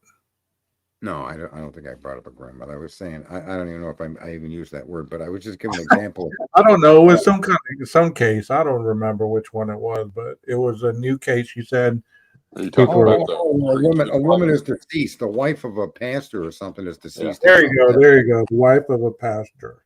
Yeah. And I'm sure that's headed based on, Pascal's on the case. I'm sure before we know it, the woman had ingrown toenails and that's why she was killed or something. It's gonna turn into a self-perpetuating shit show based on drama and based on trying to find a tragedy, and they're gonna tragedize, if that's even a fucking word, a tragedy. Well, and I'll say, I don't mean to turn your whole stream into this 12 gauge, but I will say this about that, right? So one of the parents in the Sebastian situation made a statement about a particular creator, and that creator made an entire stream titled that he was called out. And in the beginning of that stream, once he plays the clip where his name was mentioned, he goes on to explain himself and explain that he doesn't cover runaways. He only covers things when there's foul play. And he goes on to basically state that he's only here to create drama and create create attention to and basically capitalize off of the drama. And I think it was a really good stream. And the reason I think it's a really good stream is because I think it's an opportunity for everybody to truly get as truthful of a presentation of what this genre has become. Yeah. True crime is not even the correct title. It should be true chaos. Well, I believe that a lot of individuals really are misconstrued when they listen to the word true crime. They want the Jerry Springer, Steve Wilkos show. They want, all that kind of drama because that's what sells. Exactly. If you can bring people in every day and give them something that's lacking in their own lives, whether it be the ability to be smart, to be funny, to be attractive. I mean, you call somebody beautiful who's really not, and their ego is going to get stroked. So I'm going to tune in tomorrow just to listen to this guy call me beautiful. You know what I mean? You know what I mean? It's like they ain't getting that at your ass hurts news network. I promise. Oh, come on, Sarge. You know you want to shout out the beautiful women in your chat. Oh, there is that one Megan. I am guilty. Guilty as charged. Just one, huh? Boy. No, but you get what I'm saying. Like some need is being met. Otherwise, these people wouldn't tune in every day. Yeah. Something, Well, and we're all guilty of it, right? It's not that I'm sitting here shaming any particular person or group of people or separating myself from them. It's more pointing out all of our issue that we all need to work on and to be better from ourselves about. Exactly. That's why when I try to get on here, I try to have some kind of back research to bounce my ideas off of. That way that, people can't really say, well, you're just talking out of your opinion. Well, if it's written in black and white, if the video stated by this person or that person who is a quality information, then I mean, how can you really deflect the information that's being presented if it's not just speculatory, Right. Well, speculation is one thing, but believing in your own stink is another. Okay. And if you're unwilling to question both sides of the aisle, then you shouldn't be involved in any of this. You just have no business being in there. You've got to take and you've got to accept what's being said and examine it for its validity to the best of your ability, and just maintain that this is what you have. So when somebody says that the car is going the wrong way at the wrong time, you have to accept that until there's evidence to discount that. Not saying there never will be, but to base your assumption on, well, there's going to be something down the road that'll challenge that. Well, that's just stupidity. You don't, on an if, on a maybe, on a woulda, coulda, shoulda, you come to a conclusion. I mean, imagine the first flight of an airplane. If everything that guy did was if, woulda, coulda, shoulda, we'd still be walking, right? I mean, you have to base your information, base your understanding on the facts available, and that's it. To add anything or to subtract anything, like how convenient is it that the cop got the 11 to 13 wrong, but he got the 14 to 16 right? It's a selectiveness to fill your belief, because you've already made yourself a tent and you've pitched it in this camp. This is where I sit. And so anything that comes out, you're going to manipulate it, woulda, coulda, shoulda, if maybe possible. You're going to do that with any data to hold your position that I'm right and this is what it is. And that's not how you're supposed to deal with data. And we've all been brainwashed to the point, me too, I'm not immune to this, but we've all been brainwashed to think we're thinking, and we're not. We're believing. We're not thinking at all. For the vast 5.62 billion people out there, there's no thought involved at all. Monkey see, monkey do. I'm an idiot just like you. Of course. Well, it's like I just made that one up too. I just made that up out of thin air, just so you know. I've got to drop down and go take care of the yard. 12 gauge. Thanks for letting me up Hey, here. thank you, Include, for being up here, man. I mean, I appreciate you guys hopping up here and giving me some insight on your thoughts, Yeah, I just figured instead of 11 plus 1, we'd make it at least 11 plus 2. Hey, everything works, man. Everything works. You be careful out there in that yard, buddy. All right. See ya. All right. Bye-bye. Well, there now it's 11 plus. It's 11 plus 1. Yeah, it's 11 plus 1. Somebody called me that the other day in another chat room. I was like, oh, hey, how's it going? My nickname's Stick.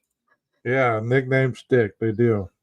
But I really didn't have purpose today. I just wanted to get on live, and I wanted to talk a little bit about this Linda Lane stuff because, listening to that video, you don't hear a lot of the things that have been spread throughout this whole case. Hear dogs barking, you hear cats being tortured, you hear a dog being whistled at, say, "Hey, come here, come here." You hear so much stuff that when the true evidence does come out, people are going to be like, huh? Yeah. They're going to be like, what about this? What about that? What about Banfield? What about this? What about that? Right. I saw another creator that did a stream, and he was he was adamant that there was people being stabbed by a blue vehicle in front of the police that pulled over those three guys for allegedly being drunk. In front of the police, there was people being stabbed, and the police weren't doing anything about it. Well, How and you know logical what? does that? How logical does that sound to you? It doesn't. There's no logic to the arguments these people make. It's like going back with the tunnels. Just because this guy's got 400,000 followers doesn't mean the guy's got anything of value, right? I mean, I got Yeah. a ton of money. Does that make me of any value to anybody but myself? No, it doesn't. No, Right? no, it doesn't. So you get these streamers. I got 75,000 followers. Yeah, you do, but you told 75,000 people a bunch of dumb bullshit. You're arguing about whether 400 people watched the murder happen on their phone. Remember that? When Yeah. Ann brought up she had 400 witnesses to interview, we find out she's talking about the survey for whether the county is biased. Those 400 people that took the survey she needs to interview. What did the YouTubers turn it into? 400 people watching the murders live streamed on a phone. And they were all tuned into it. 400 people. It's like, it's beyond me how people can come up with these concepts. I don't, maybe because I'm fucking on the spectrum, I'm autistic. I cannot connect the dot that makes you think such insane. Well, I things. guess I'm autistic too because I can't connect those dots either. I mean, it's kind of like Brian Koberger was spotted with an Asian woman in Walmart the day after the murders, right? So she must be the Asian woman that was friends with Kaylee. Like, there's only one Asian woman in that whole area. At a You get what I'm college, saying? where you never find an Asian, right? They No, don't think- never. There's they don't never think Asian. education. As a matter of fact, they're the only group of people discriminated against in college entry. Did you know that? Yeah. They're discriminated against, the Asians, on entry because their test scores are so high they should be automatically accepted, and they get turned down for some guy that got D minuses because he's of a different nationality, right? It's insane. Our country's turned into it's an insane asylum, bro. We're all the patients. I heard that, man. And I'm live, obviously, so I'm part of the problem myself, but I'm trying to be a solution as however little of a solution I can be in this madness. Right now I'm being silly, and the whole live has been, just very lackadaisical for that reason. But I mean, when I heard that, I was like, are you serious? Like, you believe that one Asian person that Brian was with is the only Asian in the whole area? That was Kaylee's Asian friend. So therefore, that was the only Asian in Pullman and Washington area. And so his connection to them now is based on one Asian at a college. Yes. Yeah, and she happened to be the Asian that he broke into her apartment and then put the video camera in. Also, she was Asian. That's the Asian they're talking about. So it's the same. Is that the same Asian? She's all over the place, this Asian. Yeah. So we have one Asian in Idaho. Who knows Brian Koberger? Brian was the man. He got the only Asian in that area, boy. He pulled the only Asian in that area. She must have been an incel lover. I guess so. Yeah. So instead of Thai, well, let's take it back. Instead of Asian, she was probably Thai, because he was looking for some Thai food when he got pulled over. Yeah. So she might have been Thai. She wasn't even Asian. Somebody was being racist. Two Asian women. One was from Cambodia and one was from South Korea. Yeah. Yeah, and they both suffered from the same issue. What's that? Oh man, jealousy. Ooh. Yeah, jealous. Yeah. Ooh, a horrific amount of jealousy. Talk about somebody taking it out on you in the middle of the night for cheating or suspected. I was informed by a close source to the Koberger family that, in fact, they were part of the Nazi Party. And back in the 1500s, they were involved in the slave trade on the USS Elantra. It was a white ship that they used, the Koberger family, to move slaves from Jamaica to the shores of America. So this family's got a reputation of horrific harm being brought to to humanity. God Almighty. Yeah. I mean, you just even the dog, even Murphy had to shave his head because he wanted to, you know, Be a skinhead. pledge. He wanted to pledge to the Koberger clan. That's what he did. He shaved his head. You I'll know. tell you what, if if video was available back in the 1500s, there'd probably be a lot of things we just saw happen on that USS Elantra, Right. transporting the slaves, right? That white ship. The white Elantra, USS Elantra, yeah. That Hey, was, with no identifiable area in the front of the ship, so they only had one identifiable area in the back of the ship. it was from a fleet of Elantras. There were Right. 22,000 of them in the harbor, so they got away with it. I mean, that's as sensible as reflections of a fight club in front of those, in between those two cars in the parking lot. What? I don't even want to know. I know that they closed the insane asylums in America. I'm aware of that, but I think all of those people migrated to social media and started YouTube channels. I mean, I'm being serious right here, okay? Like when you're looking at that camera, I mean, I have a camera on my residence, and sometimes I'll be at work and I'll be watching it. And the wind blows, so therefore the leaves or the trees or whatever move. And late in the evening, if you're not really paying attention, you see something out of the corner of the camera lens, and you'd be like, "Was that just somebody walking by my house?" But your logic says no, it's not. It's just the camera moving. It's capturing movement of the wind. How come people cannot see that? The camera is stationary. I learned this from somebody else. It's stationary until movement is detected, and then all of a sudden it starts recording the movement. So you remember when that guy was down there by the dumpster, and they kept showing him walking across the parking lot back behind the fence and stuff? They were almost certain he was floating through the air and just manifested on the other side. Yeah, that's what people do. That's common. I don't know. That's common knowledge. He rode in on the damn cougar or whatever, the mountain lion. He was a Thundercat.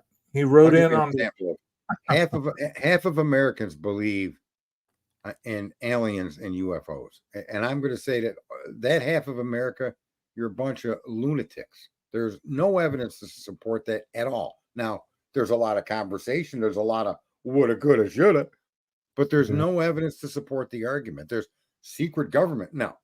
Okay.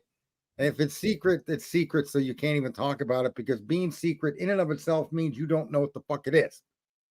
Right? Same thing with Bigfoot. Believers in Bigfoot. It's nonsense. There's no way that can be real. And the reason it can't be real is population growth. You have to grow a population or it goes extinct. And Elon keeps telling us that's what's happening to the human race. Right. So if two people make one baby, right? That's a society in decline. Two people to make one? How about two people to make three? That's a society in growth. So how do you suspect this big giant 8 foot tall, 800-pound gorilla type thing has survived for the length of time it's had to have survived and reproduced in numbers enough for sightings to be seen all over the country in forests? It's insane. You would never ever be able to hide that group of beings from humanity. You just wouldn't. You would have common encounters. You would have literally maybe victims of attacks or something, right? But the math doesn't support the existence of a Bigfoot, and the math is based on reproduction of and how things survive. Same thing with the UFO. You mean to tell me someone's going to fly trillions and trillions and trillions of miles to come here to examine your ass? Really? I understand it's a fun conversation. I mean, it's a slow day on the SS Enterprise. We're gonna just go. Let's go pick up this guy in the mountains and check his butt. Listen, I think they're engaging in entertaining topics, but that engaging entertainment topic, that mentality is applied to the IDAHO4. It's applied to the Kansas City 3. it's applied to Sebastian Rogers without any distinguishing from reality. And the reality is these are horrific tragedies, and we should Of be a lot course. more Of respectful. course they are. Yeah. I mean, we're making light of this right now because of the silliness of it all. In no way are we disrespecting the victims. No, You know, I'm attacking the viewer. Yeah, exactly. You know, the victims don't get enough coverage in my eyes. I mean, you know, when it first happened, you saw a lot of tributes and a lot of stuff for the victims. But after that, it became an entertainment about every little thing. It's like who was going to be the celebrity for the week? The first it was a Jack, and then it was another Jack, and then it was Hoodie Guy, then it was Adam, and then it was this guy, and then it was that guy. Even the guy with the Coca-Cola can got a little bit of 15-minute fame. You know, it's like they just focus on so many other people. They gave them their 15 minutes of I Well, almost said it correctly. 15 minutes of shame. I almost said it correctly. The 15 minutes of shame. Because there's one dude they out don't there that deserve brings all that. attention to. What about Enon Harsh getting all the accusations that he did it? Yeah, that got to. No, look at. I don't want anybody's life. And this is what we're doing. You're disrupting people's lives with no good basis to do it, other than your entertainment. That's just gross, man. God forbid you were taking a leak behind 1122 King Road that night, right before this happened. Shit, and they caught you on video. You would have been the imaginary Bigfoot, you know? You would have been the guy hunted down by Brian Enton trying to say, while you were taking a piss that night, did you notice anything nefarious going on down the road? Did you see a white Elantra by chance? Did you notice any scream? Did you hear the dog? Was the dog pissing next to you? I mean, how is Murphy? Did you meet him? I'll be honest with you. I would be more akin to being more receptive to Koberger's involvement if the argument was he parked at a parking lot and jogged to the house or walked to the house, and his car wasn't even on video as being part of the crime. So there's 1,000 other ways that this boy can be involved, but none of them are in the PCA, and everything in the PCA is just non-conclusive theory. And so far, Ann has destroyed every iota of that theory. And so now what? Now we got to go victimize the sororities, the Banfield boys, the Jacks. There's 2 Jacks. Well, I Jack too. It's none of your business, but I do. But my name ain't Jack, just so you know. And it's just this chaos that erupts, and it becomes part, like, if you're even having a series stream, people would be bringing it. You'd be talking about Dylan's statements, and somebody would bring up the tunnels, and you're like, nobody. Even the guys at the grub truck had their 15 minutes of shame. You know, even the guys, you know, on that Twitch video, they showed them, and everybody in the world, including myself at that point in time, was looking to see if there was anything nefarious. Were they slipping drug baggies into the mac and cheese like everybody was suggesting? You know, with that, stuck something in her mouth. Look, he walks by and he sticks something in her mouth. I don't even care if I know you. If you go to place something in my mouth, I'm going to jump back. Right. Remember everything that they've done, all of these streams and all of these millions of hours, all ignored the facts that you should be reviewing, the facts that are provided by the justice system. That's all you're supposed to be discussing. This is a case-based, it's a civics thing. This isn't, I'm going to solve the crime. You know, even your TV shows, like you watch The Mentalist, you watch the Sherlock Holmes, you watch all of these cases. There's hundreds of them, right? And people are witnessing cops breaking the law, right, on these shows. More often than not, that's what they're doing, right? And they really do that in real life. It's almost as if TV has become reality. This entertainment bullshit has become real life. We've internalized it and accepted to live our life based on what the entertainment of it is. And man, there's so much non-entertainment. There's 40 million slaves out there mining the minerals you need for your phone battery. Why aren't we talking about that? You know? You know, I started to present a police video yesterday. YouTube pulled it because copyright. But anyways, on the video, the lady married this guy who was a police officer. He came from a family of police officers. Well, she was a sheriff's deputy, so they had to start off in the jail for so many years. But while she was in the jail, she got compromised by an inmate, and she started to fall in love, or do all these things for this inmate. And come to find out, the police officer who she was going to marry found all the paperwork and everything, and I mean, it turned into a big old fiasco.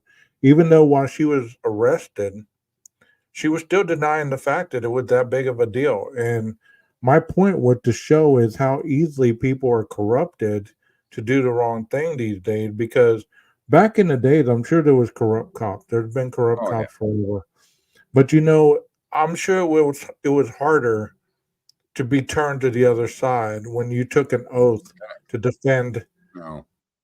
one side. I mean, I'm I- sure. I mean, money crosses. 11 ahead. plus 1. Listen, society, mankind has been like this for thousands of years. What you're witnessing now and the scale of it is only because of this invention called the internet. But everything you're seeing now, history, they say, repeats itself. Look at the corruption of the 20s and the 30s around alcohol, around Oh, yeah. organized crime, all the murders, all of the chaos, all the corrupt officials, right? If we think what we're experiencing now is unique, we're wrong. Going all the way back in time, the Spanish Inquisition, what religions did to humanity, how everything is based on belief, and how everything is pushed down our throats, and all the wars and all the murders and all the rapes and all of the. This is Right. not new. What this is, and this is why America was founded. We were founded to break away from that cycle. And yet here we are as a society of people that continue to relive that cycle that we've been exposed to for thousands of years. We're not making any attempt to break this cycle of believing in information and believing what we're told. You're just supposed to question everything in a fair, honest way. And somehow we have never been told that. It's almost as if we've been de-educated to be no different than we were 500 years ago. Right. I mean, I presented a video last night, I think it was, on the Miranda rights, where an individual back in the 1500s was protesting.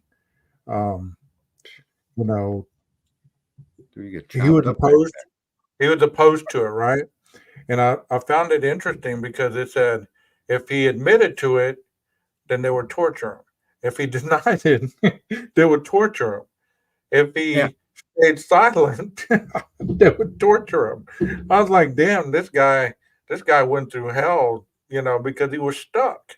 They wanted their outcome regardless. And that's basically what the whole Miranda thing up until 1969, when they actually made a big deal of it, people really weren't informed of their right to remain silent. Right. For whatever reason, they believed up until that point of the Miranda versus Arizona that whatever went on in that interrogation room, at the end of the deal, if they tortured you enough or they beat you down enough, they were going to get a confession. So you might as well confess one way or the other. Right. And the whole, like, even Ann Taylor's making an argument that the affidavit or the indictment based on it's supposed to be based on how it's supposed to be, and it was done from the days of kings and queens. Well, here's what could happen: a king could falsely accuse some guy that owned tons of land and was a Mhm. monarch, or he had a title, he was royalty, right? The king could falsely accuse this guy, and before the truth could ever come out, he was literally destroyed. All his property was taken, all of his shit was sold off, and whether he did it or not was never even really a concern because he took the punishment the minute he was accused. And Right. we created a society to stop that. And part of it was an indictment was supposed to be, and it's written to be, that the person likely committed the crime. When you present to a grand jury, you're supposed to present a case that the grand jury believes or not believes, thinks would produce a conviction. You follow me? Well, hold on a second. I'm going to correct you a little bit because I did some research. You're right on that. But the grand jury, the investigative portion, they investigate whether, they should be indicted. You're right on that. but they go a little further. They go a little further. They investigate what is given to them as probable, well, not even probable cause, just evidence enough to indict the person, because there's already been probable cause due to the signing of the PCA. Go ahead. I just wanted to interject. So here's what I'm saying is that PCA does not provide a likelihood Mr. Koberger committed the crime. And it doesn't provide a likelihood because there isn't one piece of evidence that places him at the crime. And when the prosecution states they didn't use the genealogy to come up to Koberger, right? So you could take the DNA right out of it. And what are you left with? You're left with videos that they claim show his car that they've never proven shows his car. And they're left with cell phone pings that unequivocally prove that for 2 hours you could not follow that cell phone. And those are the crucial 2 hours that somewhere in there that crime committed. So we can say for sure that the phone can't place him at the house. And we're left with these potential videos that may place him at the house. And in none of the accusations did they ever call it Brian Koberger's car. They call it suspect vehicle 1, right? That is not Brian Koberger. Where is the accusation he was in that car? Where's the proof? She even stated the other day in the hearing, she said, I've gotten bits and pieces of the videos, bits and pieces, but none of the audio. None of the audio that goes with the video portions of it. And the crucial parts of the video she's missing. That's what she also said. Yeah. So where are these bits and pieces? Obviously, this was around when they were doing the investigation for the grand jury. They had to have them then, or if they didn't have them, then they didn't give them a lot of the information in order to indict it. When people hear that the grand jury can indict a ham sandwich, I guess that's what I'm trying to point out to people. Well, yeah, exactly. The Constitution in all of your states does not allow for that. What's happened is Supreme Court rulings are legislating law. It's a very strict standard that they're to be held to when they accuse an American citizen of committing a crime. You have to break thresholds of proof, not supposition, not circumstantial, but you have to break through to show proof so that the jurors would say, if this were a trial, I would find the guy guilty based on this information. That's where a grand jury is supposed to be. Due process, yeah. And we as a society have destroyed that. We laugh, oh, you can indict a ham sandwich. It's not a funny matter. That needs to stop. But also, Sarge, when she was talking about that evidence, the camera evidence, where she said, I've only gotten bits and pieces of it. Mm-hmm. And, the hearing before, she said, the evidence or the discovery that has been handed over to me has been handed over to me in bits and pieces out of order, where, I've had to go back and put it in place and try to decipher, this looks like this and this looks like that. That's her words. And she said that she's had to decipher all that and put it in order. So that's what's taking so long, is she's having to put all this discovery into a relative form where she can, basically decipher, okay, how did they get to my client? Right. Well, what evidence? Go ahead. Didn't she say that it was like taking a deck of cards where all the cards were identical and then throwing them up in the air? Yes. And wherever they land. And she has to go sort through. Except it's 51 terabytes of cards, 13,000 filing cabinets of information just thrown up in the air. And she's got to dig through there to make sense of it. That's not only unprofessional, it should be punishable for prosecutorial misconduct. I agree, because this judge should stand up and say, look, you need to do better. She's obviously told you this over and over in motions for discovery, and you claim that you have 95% of the stuff that you've given her, and she's still saying that you're not giving her what she's asking for, but yet you're claiming that she's making you look bad. Well, there's a reason for that, because you're not following through on your end of the bargain. What are you holding on to? What ace card are you holding on to, hoping that this is the ace card that convicts him? Because that's what it's sounding like. I'm not, I'm speculating there, but that's what it's sounding like. Based on it doesn't sound like that at all. It doesn't sound like there's any ace in the hole. What it sounds like is They have no ace in the hole, and that's why they're behaving the way they're behaving. Well, yeah, that's what I meant to say as well.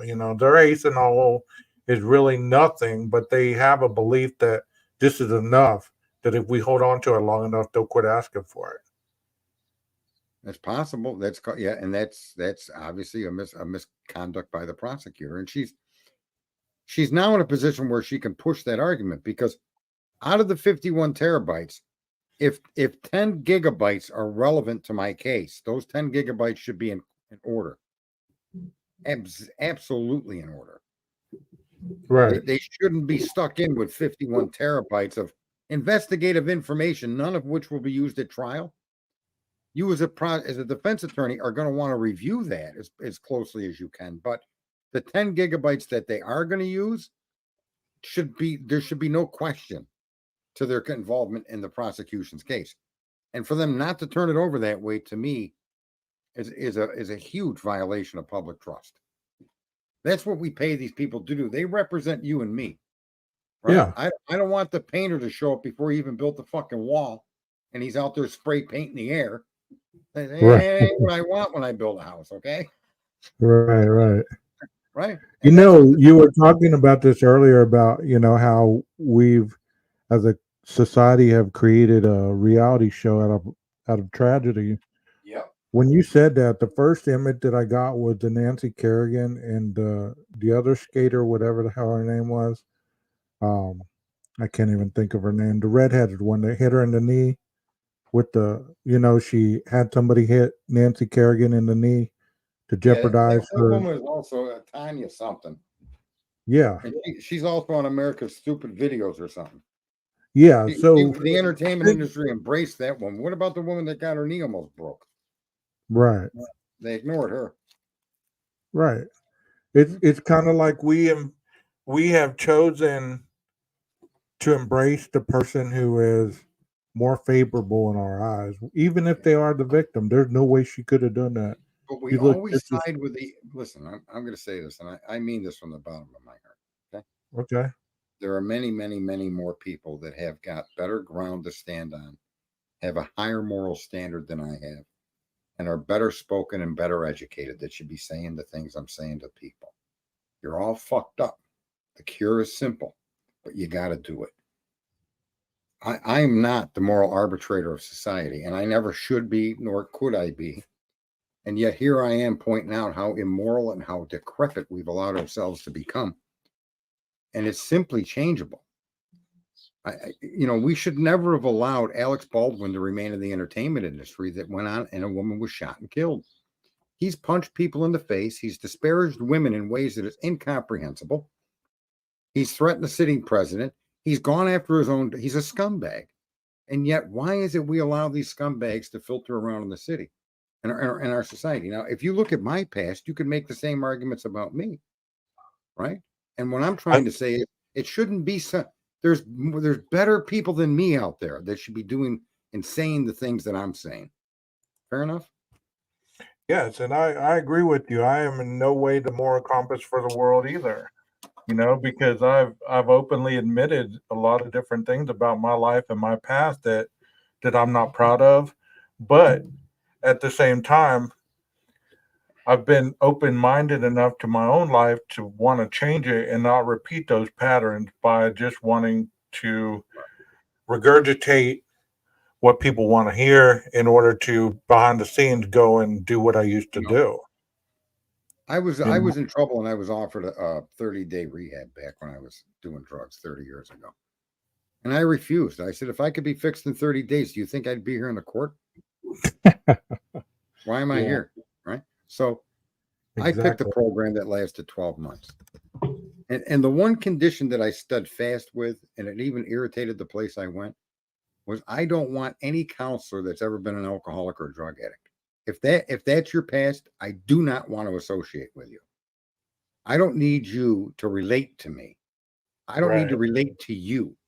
I need to know how to live life on life's terms as a normal human being. And I'm going to get that from people that have done that and are doing that. Not from some other jerk off like me that came from the dirt road, right? Right. I don't want to relate to you. I don't need you to relate to me or have empathy for me. This isn't what it's about. I'm an addict that needs not to be an addict. How do you live your life the way you live it? And I've been, sober for 30 years, right? And I've always adhered to that policy, and I always recommend it to people. You want to learn how to live like a normal Joe, then discuss your issues with a normal Joe and let the normal Joe tell you your next step, right? Right. That you don't need another addict that's going to empathize with you. That doesn't make you better. I can empathize with the pain you're having from cancer, but it don't fix you. Go find a fucking doctor for cancer, okay? Right. I can't help you. One of the areas also about this IDAHO4 case, Sarge, is the drug addict angle. The drug addict. They must have been selling drugs. They must have been selling high quantity drugs, and that's why they got taken out, because she flushed such and such amount down the drain and this and that and the other. If you've ever been in that life, if you've ever even had friends in that life, you would know that that was a bunch of bullshit. There was there was not in, I could be wrong, but based on what I know, there was not enough weight being pushed in that house for them to be taken out in a what they say cartel type hit. The cartel did it. I still have Supposedly, a big issue with that, and unless the two survivors were connected to the cartel, here's what I say. I don't have any preconception to how, who, what, where, why, or when this all happened. And I don't think, based on the unprofessionalism of our law enforcement agencies nationwide, that we're ever going to find out what happened here. Right? At best, they may be able to convict Koberger. That's, and sadly for the victims, the surviving victims, the families, the longer they drag this on, the only thing these families have to hang on to is that Koberger better be the one that did it. And then it goes from better be to the point where you have to accept he's the only possible person, because that's the only solution the state is offering you. Kind of like that guy you said earlier, whether he did or didn't, he was damned no matter which way he went. yeah. That's for these parents, and that's for the survivors of these victims. That's the situation they're facing right now. Yes, Because exactly. you can't sit there and watch the accusations be destroyed by the defense, and you're not even anywhere near a trial. Yeah, That's got to be so heartbreaking for these parents. exactly. Oh. At this point, I would say that on that drug angle and everything else, I've heard so many other creators talk about that, and I mean, it's just disheartening to even realize that what a real drug addict really is. Many people in society today, they don't know what a real drug addict is, and if they do, they don't talk about it much because it comes with a taboo that you don't want to let the world know that you have an Uncle Tommy or an Uncle Gino or an Right. Uncle Ricardo or whoever that is hooked on pills or smokes heroin or crack or any of this. You don't want that be known out there. So they were really into that level of drug dealing and everything that they were supposed to have been doing, behind the scenes or, OnlyFans or We don't know that there's any validity to that point, though. no, we don't. What I'm trying to make a point is Sorry. that if this was something that was going on there, none of the world would know it. You don't even in a trap house, in any urban areas, who knows where the trap house is and what you can get? The police and other addicts. You get Right. me? It's something that is underground. It is not seen for everybody to know it. Right. You think that if this was such a high level drug house, those times when those cops showed up, you don't think they would have came with a search warrant to search the place? You gave them probable cause by the noise complaint. Okay, now we can look a little deeper. If anything, just to walk through the damn house to see if there's any drugs or anything that we can tie on you to make you culpable of the crime. They didn't, did they? Nope. They didn't. Oh, but So, see, if people were willing to examine the data that's in front of them and stick to the data, that's all they need to do. That's your lessons in civics from old Sarge. Look at the available factual data that's verifiable, and that's it. If you want to then consider somebody did it, this guy did it, drug people, that's fine. But it shouldn't become a topic of discussion and discourse across the entire social media network. Keep that shit to yourself. Right? That goes for all of us. I if it isn't based or connected to a fact, it shouldn't be discussed. It's theory. And that's, and if you're going to discuss it, don't give it any credence. And I mean, make sure you tell people none of this. My whole point in saying what I did is Right. to make people understand that it is a darker world than what people paint on social media. You know, real gangsters don't talk about gangster shit. You're not gonna know who a real gangster is. You get what I'm saying? Like these people, there's a creator out there that pointing fingers at two people that are in the jail. One of them is a male, one's a female, and supposedly they're high level methamphetamine dealers. And he's claiming that these individuals are the ones who dropped the dime on Koberger because they kept getting out of charges and getting out of charges, and they were tied to Xana and I know who Xana's you're mom. talking about. I know who you're talking about. You know Xana's what I mom. said? Yeah, this person. Well, anyway, this person, Go ahead. high level people, or even mid level people.